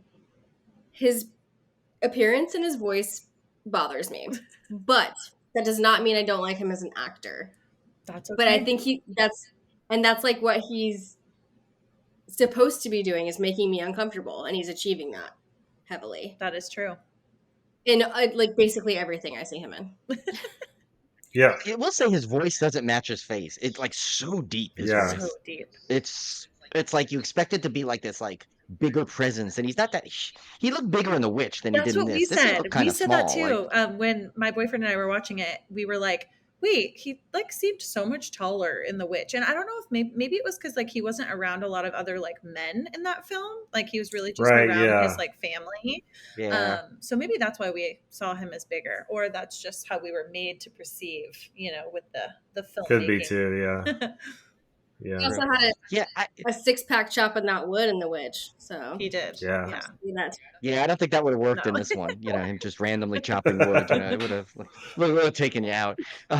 Yeah, you know what I liked. I think that they did, and I read an article like before this. I was just trying to look up. There was some kind of fact I was trying to look up, but I ended up getting some take on it. And they said, you know, what was I think was a good idea that they did is they made it a prequel because the first one, if you watch it, they pretty much lock you into what happened before. But what I think was neat is that they managed to still come up with a really good prequel story to it without they've only retconned like very slightly, Mm-hmm. very minuscule thing, and you can even almost get away with it. Well, it's like, well, they just didn't tell you. They didn't go into what happened before per se as much in the first one. And granted, I haven't seen the since we did the Slaycation, I haven't seen the originals since then, but I've seen it enough times when I was a kid, I can kind of remember most. But I remember one of the things they said is how, like, I guess and obviously we're going to have spoilers here. I guess in the original they said, I guess Damien was born out of a jackal, and in this, they actually show his mother. But like there was the scene where that hand was coming out, which was a graphic scene I did not Yeah. quite expect in there. I was like, you usually don't see that, Level. that, for lack of a better word, that area with so much action going on in a horror movie. Very true. Yeah. But I still thought it was like I still liked the way they did it, and it was a compelling story, and it was weird to kind of see like I did not expect it to go that way. I like the little misdirection they did, and again, spoiler alert, how you kind of thought it was going to be that younger girl. But then, then you find out, no, the reason they brought her over is because, she's the one that's going to do it and the whole thing. But I found it like way more interesting than if they would have just done another sequel or if they did another like remake. Because, I mean, I remember the remake was okay of the original, but it's not going to top the original. So I'm glad they went with a prequel. And what's cool is they made it so that you could actually have a kind of a sequel to this prequel in a way. If they want to go past like a different time, like they could still follow her story. Yeah, I thought I had heard they were talking about doing a sequel to this, but Yeah. I loved it as well, and I went in. I had heard good reviews, but to me, good reviews would be like mediocre. Like I would have thought, okay, if it's not terrible, that to me would be a good review. Win. Like if somebody said, that'd be a win for me. Because I was disappointed in the new Exorcist movie that came out, and I fully expected this to get the same kind of, not to take anything away from Blumhouse because I love Blumhouse, but they make a certain type of movie, and I thought this was going to be Blumhouse is what I thought was going to happen, and I thought it was going to be okay. It's going to be a bunch of younger cast, it's going to like. I don't know. I just thought it was going to be that kind of like marketed towards a younger like teen audience type thing, and I love the original so much. I didn't want that, but I was like completely blown away when like the cinematics you guys are talking about, the visuals are so reminiscent of 1970s horror, and I love 70s horror. That's like my jam. Yeah, I love 70s horror. So I did not expect that at all. I did not expect to see a movie made today with that same kind of slow burn, which this one actually was not as slow burny as a lot of those 70s movies were, but compared to like modern movies, it was. So I didn't expect them to like take their time with it. The beautiful visuals, everything, that the callbacks to the original, like all of that felt like watching a 70s horror that was made in 2024. Yes. And I was totally down for that, like 100%. So I just love that whole part of it. And like Brian said, the story, I did not expect the story to be as good, because I'm like, well, the Omen, what could they say? That Damien's going to be born? Like, when I even saw the synopsis, I didn't think it was going to be that great. I thought it was fantastic. They put this little air of mystery into it. So I really loved everything about it. I was very impressed with it. And I'm glad that I felt like the people that made it were true fans of the original. Like I felt like they respected the fans of the original, totally. which a lot of times they don't when they do these remakes. They might be horror fans. Yeah, because well, usually, and like Tip and I have had this discussion on our pod a lot, where like we never want to take someone's. Like, I know you guys have used this term. I've heard other people say, I don't want to yuck anyone's yum kind of thing. Like, a director comes in, they want to have their own style of it and stamp it. And it's very difficult, especially when a director who, I don't think I've been heard of Arkasha Stevenson before this movie.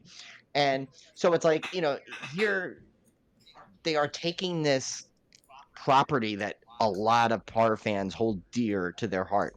And they managed to put like the signature of the director on it with also still keeping faithful to the original, which is a lot harder than you think, because and they didn't just slap it on and they didn't just like slap on like here's fan service for this, fan service for that, But they did a good job of connecting the fans of the original to this one. But you could also, someone coming in who's never seen the other one still get something out of it. And that's always a balance that's hard for a prequel to something, especially one that was made like 50 years ago now. Okay, we talk about Arkasha Stevenson is a female director who we need more of. Which is another. Which we need way more of in horror. And I think that's what brings a lot of the beauty to this film. That is true. Probably would not have gotten with a male director. Yeah. Like it just has this vision to it that is just beautifully shot and everything. So, and this was her debut. I did not realize that this was her debut. So that's film. why we haven't heard of her. That's her first. Like, think of that. This is your first film, and you come out like this. That's holy crap! Yeah. So good. If that doesn't inspire especially young female directors to get in there and make something, I mean, what else is there? It's like. She also did the third season of Channel Zero, which is interesting because I love Channel Zero. That was a great. I gotta catch up on that. Did you ever watch that? It was a horror series. I think it originally aired on Sci-Fi. Yeah, I've heard of it. I've never watched it, but it's on Shudder now. It's on Shudder now. It's really good. Okay, like each season is its own thing, so you don't have to watch the seasons in order necessarily. But they are really good. You guys have Shudder, I assume. You ever see that like screen where you get locked out and it's the teeth face? Yeah. That's one of the Channel Zero seasons. That's the first season. Yeah. Yeah, that thing creeps me out. I hate getting logged out just for that reason because that thing freaks me out with like a whole face of teeth. I can't do it. There's a couple of things that freak me out. That's one of them. I don't like that.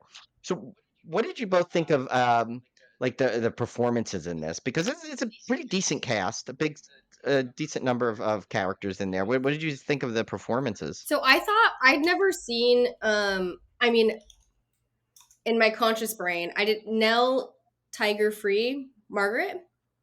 I didn't realize she was a young Baratheon girl in Game of Thrones. Did not put together that that's who that was until I went to IMDb and I was like, what else has this girl been in? She does phenomenal, and kind of like what we were talking about with the beauty of the shots and stuff, how they're framed and her face and how she's like her eyes and her facial expressions. That's scary enough in itself. And she's not doing anything. She could be like floating up in the air or just hung over in bed with a spider on her face. I was like, girl, like get after it. Like you slaying. I thought she did really, really fantastically. And again, like I've never seen much of substance from her acting wise, but I'm like excited to see where she goes in any community, be a horror community too. Well, from when I watched it, I tweeted something and I raved about her particularly in it. And a lot of people jumped in and said, "Oh, you need to watch The Servant on Apple TV with M. Night Shyamalan. She's in that." And they said, and I've had a couple of people that we know that I trust their judgment of a lot. And she was like, "Yeah, you will love this movie. She is amazing in it." And they all knew that she was going to knock this out of the park after seeing her in that. That makes sense. So now I got to go and watch that. Actually, The Servant. I heard that supposed to be good. Yeah, I heard that was good, and Ron Weasley's in it too. And then one other person I'm going to shout out performance. I love how he's like, no matter what this poor guy does, he's always Ron Weasley. Always be Ron Weasley. Yeah. Sorry, Rupert. I think that's his name. Yeah. Well, if you're a Harry Potter fan, you need to. Tim's brother hosts Harry and his wife host a Harry Potter podcast. I did hear that, and which of the two had not read Harry Potter before? Was it my brother? Yeah, my brother. Okay. It's the Fox and the Foxhound, right? Fox and the Foxhound. Yes. Amazing. I'm gonna explore that for sure. I'm a Slytherin. You can see my snake ring. Yeah. Oh, nice. nice. Yeah, their podcast is way better than ours. He's like, they're like so good. Yeah. They're both theater actors. Yeah, so they're naturals. Yeah. I love it. One more person I will shout out. Oh, Tim, what did you? Oh no, wait, Emma, you didn't go about. Right? Go ahead, Allie. Oh, sorry, Allie. Oh no, you're good. Just so she's not in it much, but Marla Caballero, who plays Luz. See, I'm even messing it up now.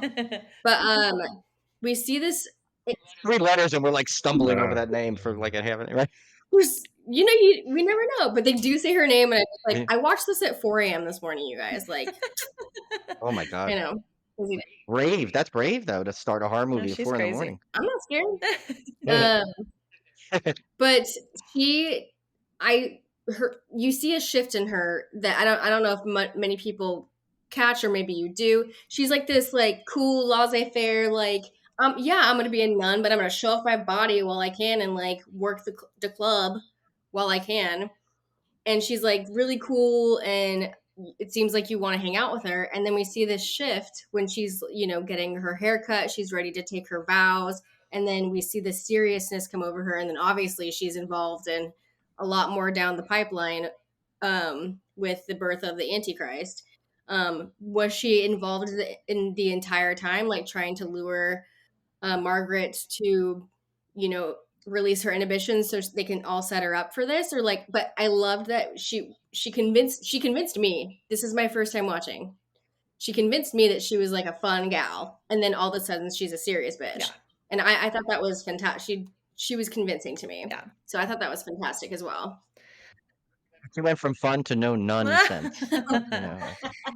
That was terrible. I'm sorry. I like Tim. It wouldn't be an episode without a nun pun. We're big on. Is that your Polar Express? Yeah. It might be. It might be. Yeah. But yeah, no, I agree with that actually, and I took it that way too. I took it the way, and I think I noticed. I watched it twice.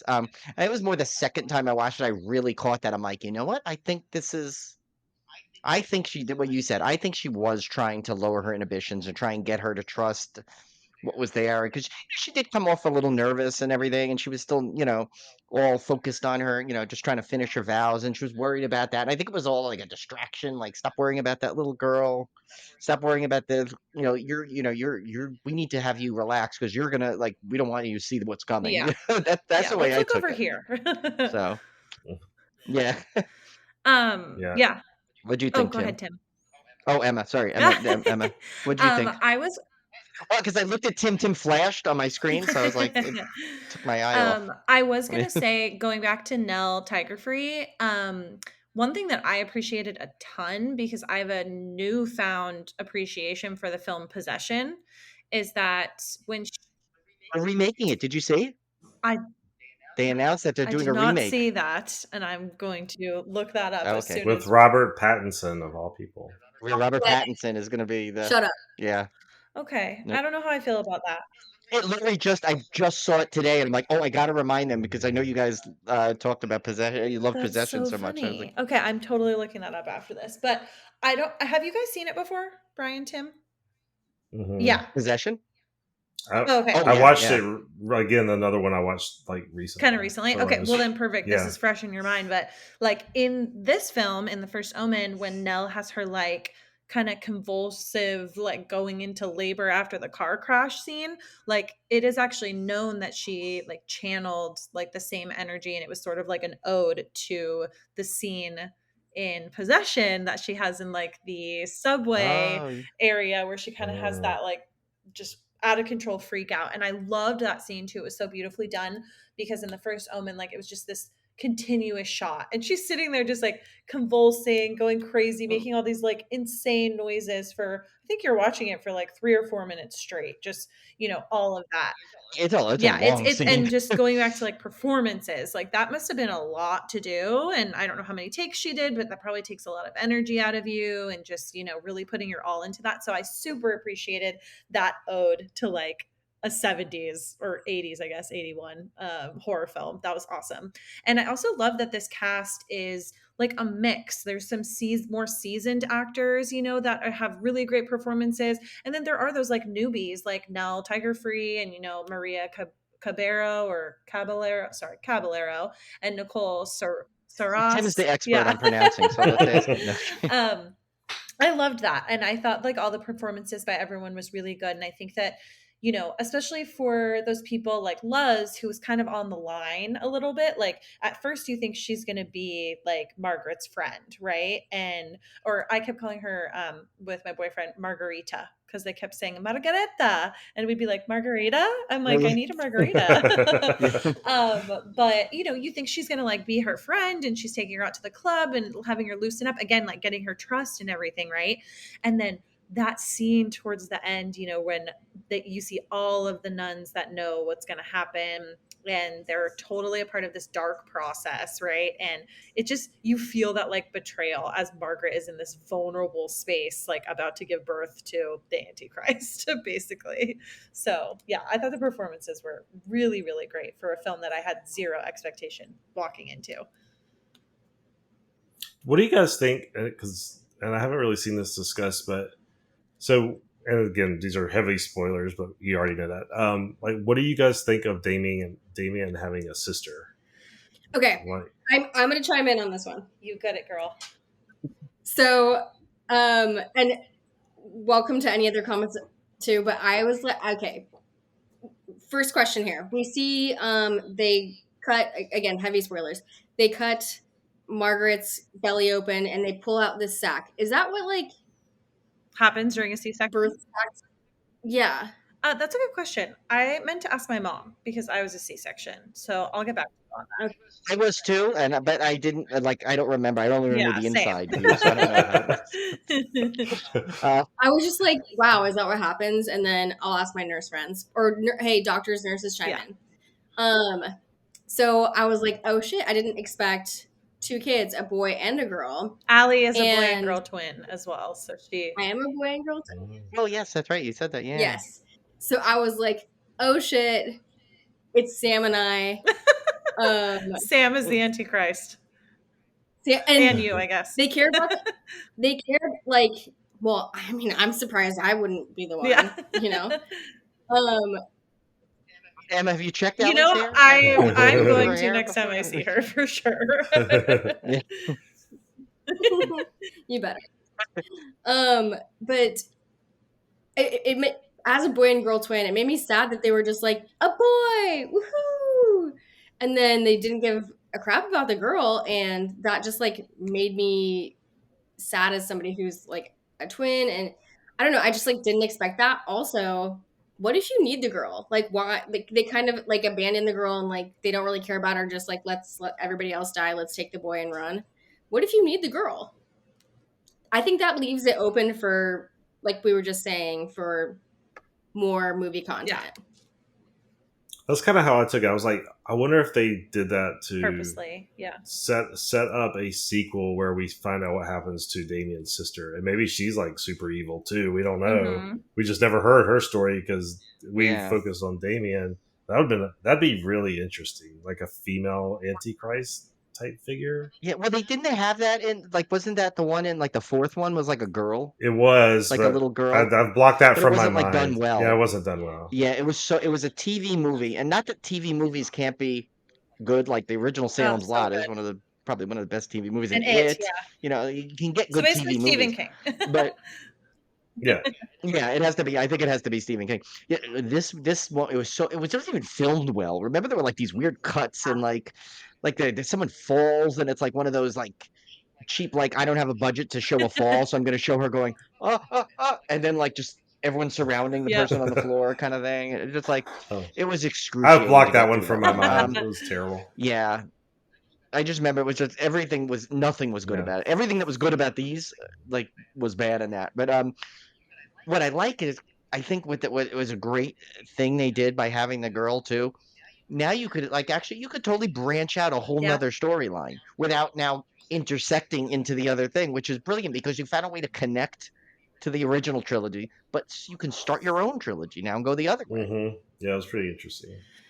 I don't know. I like the whole but I guess maybe it's Brian and I are Star Wars fans, so I think the whole me like too. Luke and Leia, like I just love the idea, like the whole boy girl twin thing always fascinates me. I guess from Star Wars, so it's like like I was like that like really excited me that like Damien had a sibling. Like I'm like, oh my god, like that's cool. Like they could go places with this. I'm hoping, really hope they do a sequel to this. I think I would hope that they would be able to get Arkasha Stevenson, or at least somebody that has that same kind of vision of the '70s films, to do it and kind of do it in the same style. I think it'd be amazing. At least let her oversee it or Yeah, something. she Be a was part so of it. She good. can't direct it. Oh my gosh. I mean, she may get a lot of offers now after this. I feel like it's gotten like I like when it came out, I heard like small rumblings, but now that I feel like it hit Hulu, I hear like people Yeah. talking about it every day.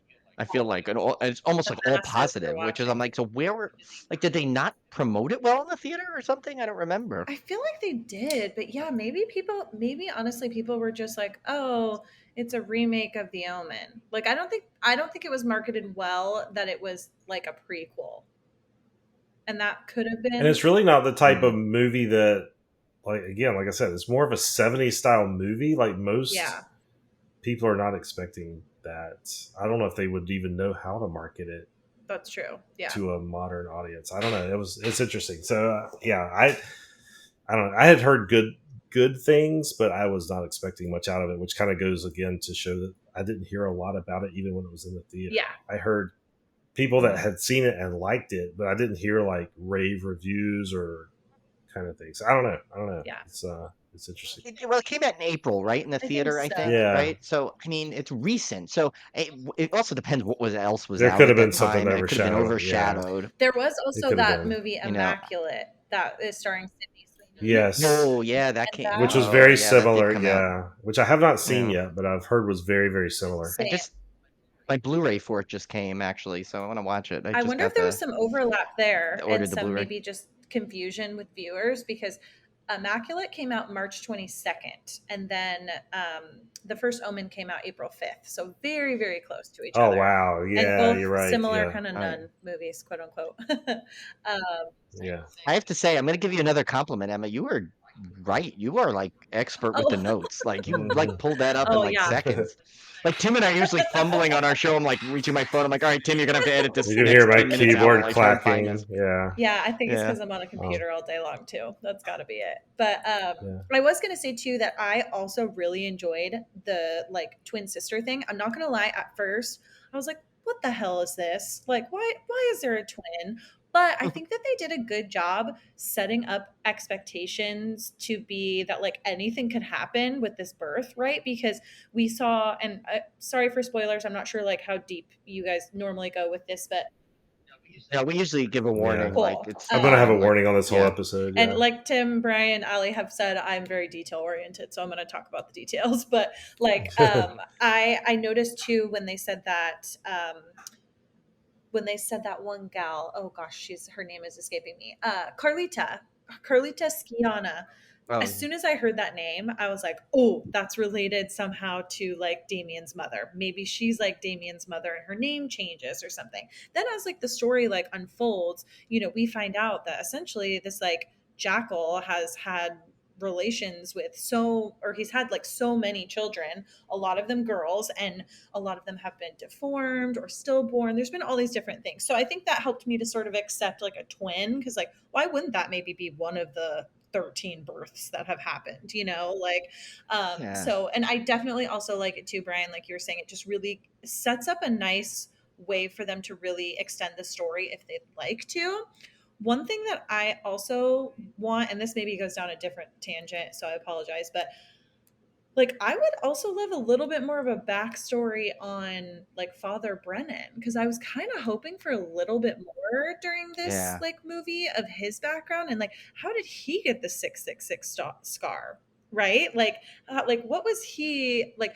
Does every nun or priest that's part of this like dark kind of club, do they all get that even if they're not like the Antichrist or like born? Like I don't know. So I had a lot of questions on that. I don't know if you guys felt the same, but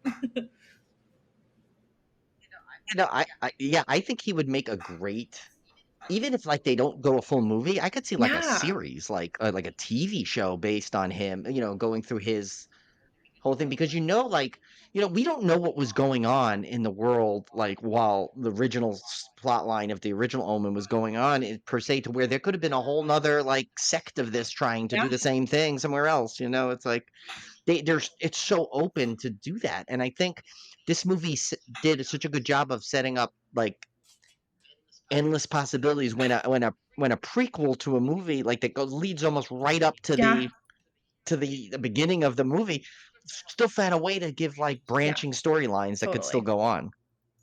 What I have 2 tangents that I could go on if you're willing to listen. Absolutely. Tim doesn't need to go to bed. It's okay. Yeah, go for it. But it's like, what time is it there? It's like 11. It's okay. He's who needs sleep? You know. That's exactly. He works from home. He just needs to get up and just roll out and just get into the desk. Perfect. Also, we have the Antichrist on our side, I guess. So just one thing that I also want more information on out of this film is Paulo. So we meet Paulo at the club with Allie, I think you cut out. Did it freeze? Freezed. Uh-oh. Froze for a sec. Hello. She left us on a cliff note. You're back. Okay, she's back. I'm back. What'd I say last? So we have Paulo. Yeah. So we meet Paulo at the club with his friend, and it's Luz and Margarita, and they're like letting loose and stuff. And Luz is over there like getting naughty and sweaty and nasty on the dance floor. She's having it. Paulo's jinxing the podcast. He's cursed. Maybe we should call him something else. Sing to me, Paulo. Am I still frozen? You froze, but you're back. You're back again. Oh no, am I? Every time you say Paulo, it seems to freeze. It's weird. Wait, is he in the room with us? Don't say that. Paulo? Yeah. My house is dark. Anyways, I just want more information because we see him in the club. Am I still You're going? Mm-hmm. Okay. And he kind of gets pawned off onto Margaret because Luz and the other dude are having a nasty, sweaty time on the dance floor.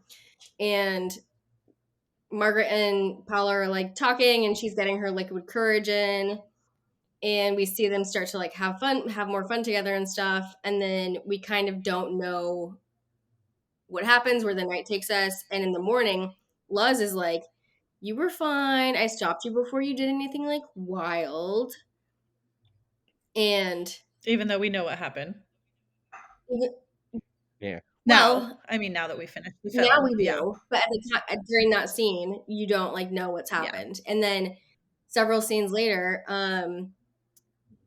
Margaret's coming home with her driver, and she sees Paulo in the street, and she runs out of the car, and she's like, "Paulo, Paulo," and he's like, look for the sign, or look for whatever. And I'm sorry, I didn't know.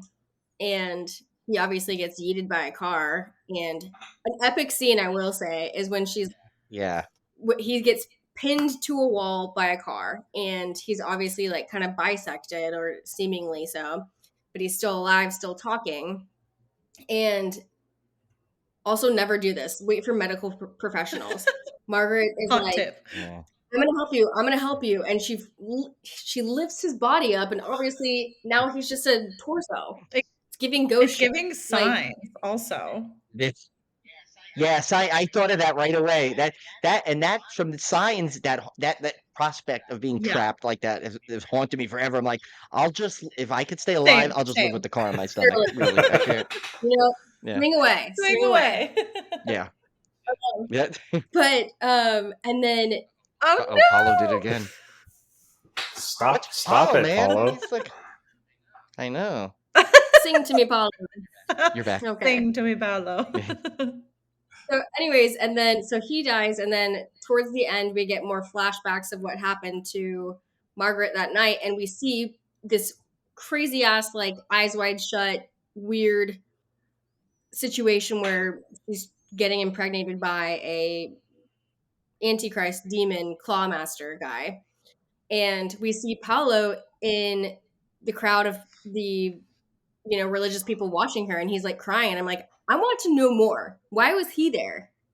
Yeah, like what was his origin of this group? Like how did he, because yeah, some of these people seem like they're not necessarily horrible humans. And I don't want to say that because like obviously if you're watching this happen, like you're a horrible human for just letting her get like taken advantage of like that. But like, yeah, like what was he, I don't know, what was his draw? Why is he crying? Like what are his feelings? Is he having like an internal moment? It would be great to know. Yeah, like what's going on there. But it goes back to me thinking that Luz knew what was going on. Oh yeah, and they were in on it together. I think so, for sure. Yeah, sorry, that was my Apollo tangent, and I'm gonna freeze again probably. Oh my gosh! There he is. You did. Oh my god, you called it. Oh my god, that's so freaky. That was creepy. She called it. Freaky. It froze on me.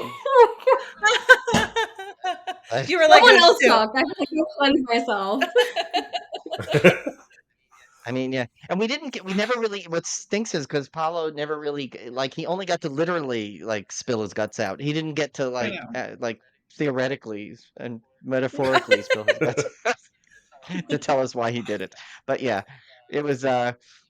I will say that's definitely the beheading scene of this movie of like in compared to the original. Like I was waiting for them to do a scene like that. Like I'm like, okay, you got to do it. I'm glad it's not the I mean, like it started off with like a man with that, like the priest with the gash in his head. That was almost creepy. every kill in this movie had a callback to the original. If you notice, because you had that, and you had the lady that strangled and immolated herself. Yeah, was a callback to this. Yeah, that's true. Yeah, and she even cracked through the window like the original. I loved that. Like everything was a callback. I thought that was so cool. Maybe I'm just morbid, but just different enough. But yeah, it was different enough to make it fresh, but it was definitely a callback. Yeah, I laughed a little during the nurse breaking through the nun breaking through the window. I'm like, am I morbid? Oh no. Yeah, when I first saw the original, I still remember. Because my mom was not had never had a problem with me watching horror movies. Like I had cable in my room since as soon as we got it. She would literally like if she wanted to see a horror movie, she'd take me no matter how young I was. If I fell asleep, I fell asleep. But like I was never falling asleep. I was always excited into it. Like I mean, she took me to see that. Tim likes this one. The 1979 Frank Langella Dracula. I remember seeing that in the theater. Good. She took me. So yeah, so it's like I had never had a being shunted away from seeing a horror movie. And so when I remember seeing the original Omen, my mom had seen it already, and she's like, "Oh, you might be afraid of this one." I'm like, "No, I gotta see it. It did freak me out a little because I guess when did it come out? 77? 76. Yeah. 76. So I was. Yeah, but I didn't see it when I was only 4 at the time. I didn't see it until I think it came on cable like years later. So I was probably like 7 or 8 when I saw it. So like the part where he's like riding the bicycle, scared the hell like around the things. Give me the original, and then of course when she jumps out the window and like little Harvey Stevens, who by the way I forgot to tell you, I wanted to save the story, I almost put it in the notes and I forgot to tell you. So at our first New Jersey Horror Con, he was there. And he looked exactly the same, just old. And like I even told him, I said, how do you still look so like kind of like with that creepy smile? He just like kind of winked at us, like kind of gave us like a face, and like I was like, and he was pretty neat. Yeah. He was, because what's cool about New Jersey Horror Con is I don't know if it's like the other ones you mentioned, like after at night they have like usually everyone just hangs out at the hotel bar. That's so fun. What like we like at one point of all the things somehow Tim and I got us onto this. We were sitting at this table with David Howard Thornton, Damien Leone, and Chris Jericho. We're all hanging out at the theater, and they were talking about what they were going to do for Terrifier 2. Yeah. At that time, and we were joking. We said, "You got to call it T2, right?" As a joke, and like he's like, "Oh yeah, of course we have that in mind." And that must have been, must have been when they had. We didn't see this happen. I'm not trying to say we watched this thing, but that's probably how Chris Jericho got into the second one, because just like that connection. Yeah, totally. Yeah. Oh my gosh, that's so cool. Yeah. Yeah, we gotta make it out there. So yeah, it's really cool. Yeah, the con is well, like especially, but it's like it's kind of got to be at the showboat because then you have that bar element. And they have a thing called karaoke where they do like they have like Felissa Rose hosted the last time we were there. She was the host of the karaoke thing, which was kind of cool. So cool. Yeah. So yeah, it was neat. The funny, I still think that one of the most surreal moments is two. One, we saw Clint Howard and his wife do a duet of "I Got You, Babe," which was like the sweetest thing you've ever seen in your life. And Ken, And he stole Ken's seat, by the way. yeah, he did. He stole our friend's seat. We told him to sit down because he came back. He was kind of limping, so we said, "Here, sit down." Um, and then the second, I think, was there was some girl who was dressed as Regan from The Exorcist, Amazing. and she went up there and sang what's that Backstreet's Back Tonight song by the Oh, Backstreet yeah. Boys, and it was just such a seeing surreal that, moment yeah. of her like totally dressed up in this like thing and makeup and singing that song. I was just like, it was hilarious. So like yeah, that it with events like that, it was really cool. Like when Oh, they have that yeah. kind of stuff. Yeah. I So totally And forgot like, about Harvey Stevens being there. That was funny. yeah, he was at the Because I first one. think, Yeah, the first. because I think Brian grabbed me. Like Brian saw him at the bar, and Brian grabbed me and says, "Hey Tim, Yeah. look!" And then he like did the smile thing. I'm so not the one that does anything subtle. Yeah. By the Same. way, Honestly, That was same. cool. if you haven't told. Yeah, no, it was like I'm always the one that like Tim's like believe it or not, like Tim, you wouldn't think so, but he is kind of on the introverted side, and so I'm the one that'll like go right up to someone right in their Yep. face and say, hey, hey, we like your movies, and who did I do that to? Remember, you were like, I think you were like, oh my god, I like went right up and started saying it to I don't somebody. I don't know remember. what it. Yeah, I'm very. Yeah, I get. I'm like, why am I like that? Because they're here to meet people. Like that's the whole reason they're here. Yeah. But I'm still like super shy around the That's like Emma. celebrity. Yeah, well, at that point, we did have liquid courage when we were in the bar, so I was like going up to Yeah. anyone that was there. At that point, Tim and I had like we were drinking for like a couple of hours at that point. We just like wandered, like anyone that was there, because they were all doing karaoke and they were just Love that. drinking and hanging out. So I was like going up to anybody I recognized. Yeah. This is terrible, No, I love that. but They want to hang out too. it was kind of. Say it again. I'm They sorry. want to hang out too. That's why they're at the That's bar. true. Exactly. Yeah. Oh, yeah. They yeah, wouldn't yeah, be there no. if they didn't want to 100%. hang out. So yeah. True. Yeah. That is true. So I get. So I think do we want to have any final thoughts, or did you want to go through any trivia that you guys have? Because I know that's a part you like to do on your pod. So I wrote that there. We don't really we used to do that all the time, but it was just because usually it was to counteract my rambling. No, we needed you're to cut good. something I from do the have a podcast. couple just things I wrote down that were super notable. If you guys don't care, if I just like jot those off real quick. No, so not at all. Not at all. One thing that I really loved, and I think we sort of mentioned it a little bit here, is that beginning scene where like Father Brennan is going up to, I think like it's Father Harris, maybe. Harris.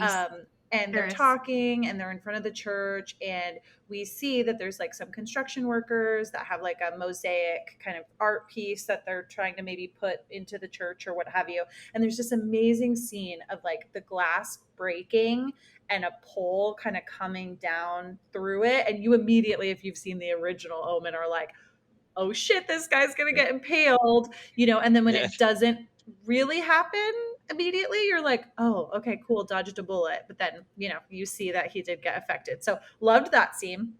Well, also what was cool about that is like, that's kind of like an important actor. I don't remember his actual name, but he was like Tywin Lannister in Game of Thrones. Yeah. And he was in the movie for like 2 minutes. So Father Brennan's like, are you okay? And Father Harris is like, yeah. And then he's like walking away. And then he turns around and we see this gash in his head. And then he turns back around to Father Brennan and he just like smiles like demonically, and there's blood in his mouth. I thought that was so cool. That scene was when that was a great opening. That scene was when I knew this movie was going to be good. Like when it did that, and it subverted my expectation of like, I thought he was going to get his head cut off with the glass. That's what I thought was going to happen. Yeah. And when it didn't do that, and then it like had that reveal, I was like, oh my god, this movie's going to be awesome. Like I could already tell. Yeah. To start off so strong. It was great. Another thing I noted is that I loved all of the outfits that were at the bar / like disco. Like everyone's just like 70s like outfits. I was like, the costuming in this film so amazing, and I loved like My mom actually saw this, and this is weird because she's not really a big horror movie gal, but she actually used to want to be a nun when she was younger, randomly. And she said that from what she knows, it looked like all of their clothing was very accurate towards like to that time, from what she knows. I also, I was like right there with you. No, I was just right there with you. I was like, I want to go to this disco. Yeah, it was. I want to go to this. I was like, oh my gosh, how fun. And they all looked just like they were having a blast. I also wrote down the spider kind of crawling out of her eye in that one scene. It's like, I think it's right when she's waking up from like her drunken night out. And it's when we really see her hair in that really cool kind of design as she's laying down. And I love that they use that in almost every scene where she's laying down in the movie moving forward. Thought that was so cool. And then I wrote, what the fuck about that hand coming out of that girl's hoo-ha? So that was fun. That was just an internal note. Oh, and then no, because you usually like I did not expect that like graphic of a sequence. Now, Tim and I are not prudes in any way. I'm just saying, like, you usually that's a 100%. Cutaway. Rarely does a and they scene did like cut away there, a couple times, so I felt like they were also kind of teasing it. Like you were like, wait, am I going to see something right now? And then to see the hand. Like, I thought for a second we were just going to see, like, a crowning baby maybe or something, like, or a head. But then to see that hand, and I think that hand was amazing. Like, every time that hand came into play, I was like, ooh, that is really, really great effect work. Like, whoever did the makeup and effects and stuff for that was fantastic. And then my last thing that I have, and I'm sure you guys will all appreciate this, and I think it was my favorite scene of this whole film, is the nun. Don't even remember what her name is. I don't even know if she is credited in this film, but she's smoking a cigarette and jumping on the trampoline. And that was my absolute favorite scene. I saw where did I see this? I saw somebody that was, I don't know if it was, they were talking about it on the Colors of the Dark podcast. I think Rebecca McHenry was talking about it on Colors of the Dark, that she had read a review where somebody didn't like the movie because the nuns were smoking, and she didn't believe that was believable in a movie about the Antichrist. And they're like there's literally pictures of nuns smoking in the 70s. Like, also, it happened. They probably I hate still to bust do your bubbles. in Europe. Like, probably, like, yeah. I mean, you would think though that would be a bad habit for them to have. No, Brian. I intentionally restrained a habit joke. I really did earlier in the episode because I did not want to be that person, and now you just went and did it. You went there. Well, of course I'm going to be that person. I did. I'm sorry, but I will say my puns though are second to none. But they truly are, Brian. Sorry, they truly this are. Is where we. That's terrible. I'm sorry. I'm horrible. Okay. I have one more thing too. Is I don't know if you guys noticed this, but it really caught my eye. Is when Margaret's coming out into the courtyard to find Carlita. Carlita's like sitting on a bench, and she like kind of swerves over, and she sees another nun or sister is with her, and she goes up to them and just kind of like, "Hey, can I join you?" And she's kind of like being protective over Carlita, and something like she shuns this other sister or nun who's with Carlita, being like, "This is an inappropriate drawing. Why are you letting her do this? Whatever." And you can see this unnamed nun or sister look up, and I was like, "Girl's looking up to a balcony right now, isn't she?" Ooh, foreshadowing. I love it. Yes. Oh yeah, that's a. And I was like, I know what's coming. Also, how did she get her? I said this in our Omen podcast episode too. How did she get up to the top floor of a nunnery or whatever? Douse herself in gas. Nunnery. What is it called? I think a convent. A convent. Convent. Yes, thank you. I like nunnery better. That sounds like a factory that like makes nuns. Was it Shakespeare? I think Shakespeare used the word nunnery. I feel like I've heard it before. Get thee to a nunnery. Yeah. That's a Shakespearean line. Yeah. Oh, okay. I like nunnery. So what's the difference between a nunnery and a convent? The convent holds nuns. The nunnery creates them, I guess, maybe. And it's like a bakery. Okay. And so the it is like a nun nunnery is factory. where they smoke cigarettes. No, I'm just kidding. I'm completely making this up. I have no clue. And they peel potatoes and talk to each other. Yeah. Anyways, I was just like, oh my gosh, you can see her look up, and that's just a total, like, I love those little tiny things that you can notice throughout this film. Lots of details. What about you guys? Hmm. Any final thoughts? I mean, just my final thought was I love 70s movies, and this felt like a 70s movie, and I loved everything about the look of it. I loved everything about the performances. I loved everything about the style of it, and I'm can't wait to see what else this director does, because she really knew exactly what she was doing with this movie. I don't know how, with this being her first feature film, but she obviously has seen 70s horror and knows how to recreate and appreciates it. Yeah, for sure. And appreciates it. Yeah. Yeah. I'll just really piggyback on that. Yeah, I feel like not only do we get like a great addition to an already established amazing franchise that could do a great prequel, but also we get to see like a new career launched of a great female director that like now it's like I can't wait to see what she does next. It's kind of like when when you see like that, like when you first, like I remember when I first saw I mean, granted it's not a female, but like the first M. Night Shyamalan, when he saw Sixth Sense, I'm like, oh, I can't wait to see Totally. all his next movie. I just hope that she gets a variety of stuff to do. Like, but Yeah. still keeps her aesthetic, like I don't want her to like M. Night Shyamalan, okay, where's the Yeah. twist now? Like everything doesn't have to have a twist, even though he does that a lot.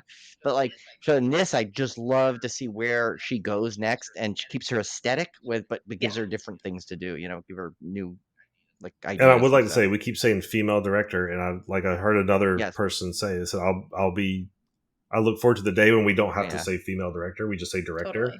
And it doesn't matter if they're male or female, but unfortunately we're still in a place where we have to point out that this is a female director, because we need more of them in horror. And this is a perfect example of why. They give a vision that is not like what every ordinary white male director is doing out there. They bring a new perspective to it, and this one I thought was just absolutely brilliant. And so anyway, that's just a caveat to the female director thing. Yeah, no, I know. I say it, but I would like to not have to say it at the same time. Yeah. It's like Hashtag women in horror. but Yes. Yes. Yes. So Brian, what do you have for our beer pairings? We always do a beer pairing for every one of our movies. Yeah. So we haven't done one in so long, but this one was I don't think I could have got a more perfect one. It's called 666. And it's from Duvel Brewing Company, which they make a very regular version of this, but this is their 666 version. And the reason they do it is because it's 6.66 ABV, and I guess they did.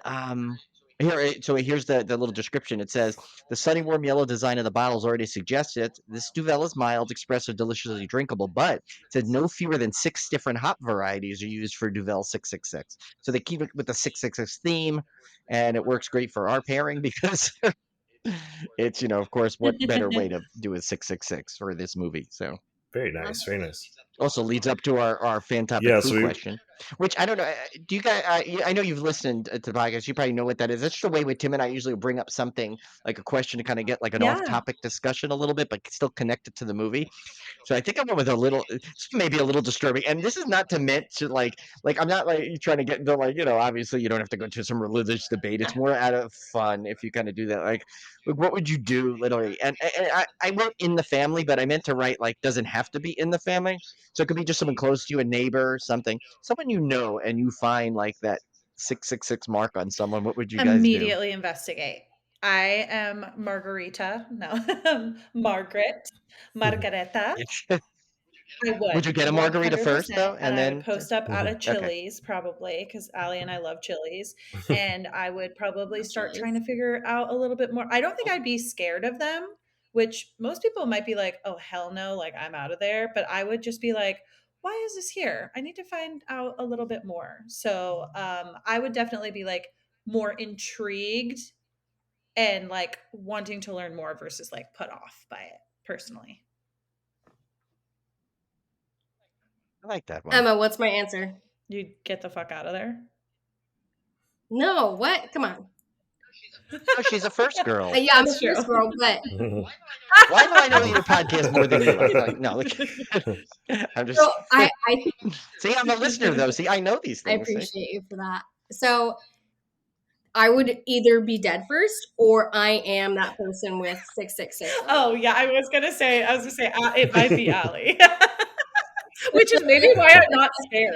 I figured Allie would just take a crayon and like trace the Allie, is that 666, our have next fun with one it, too? not realizing, Let's do it. What about you guys?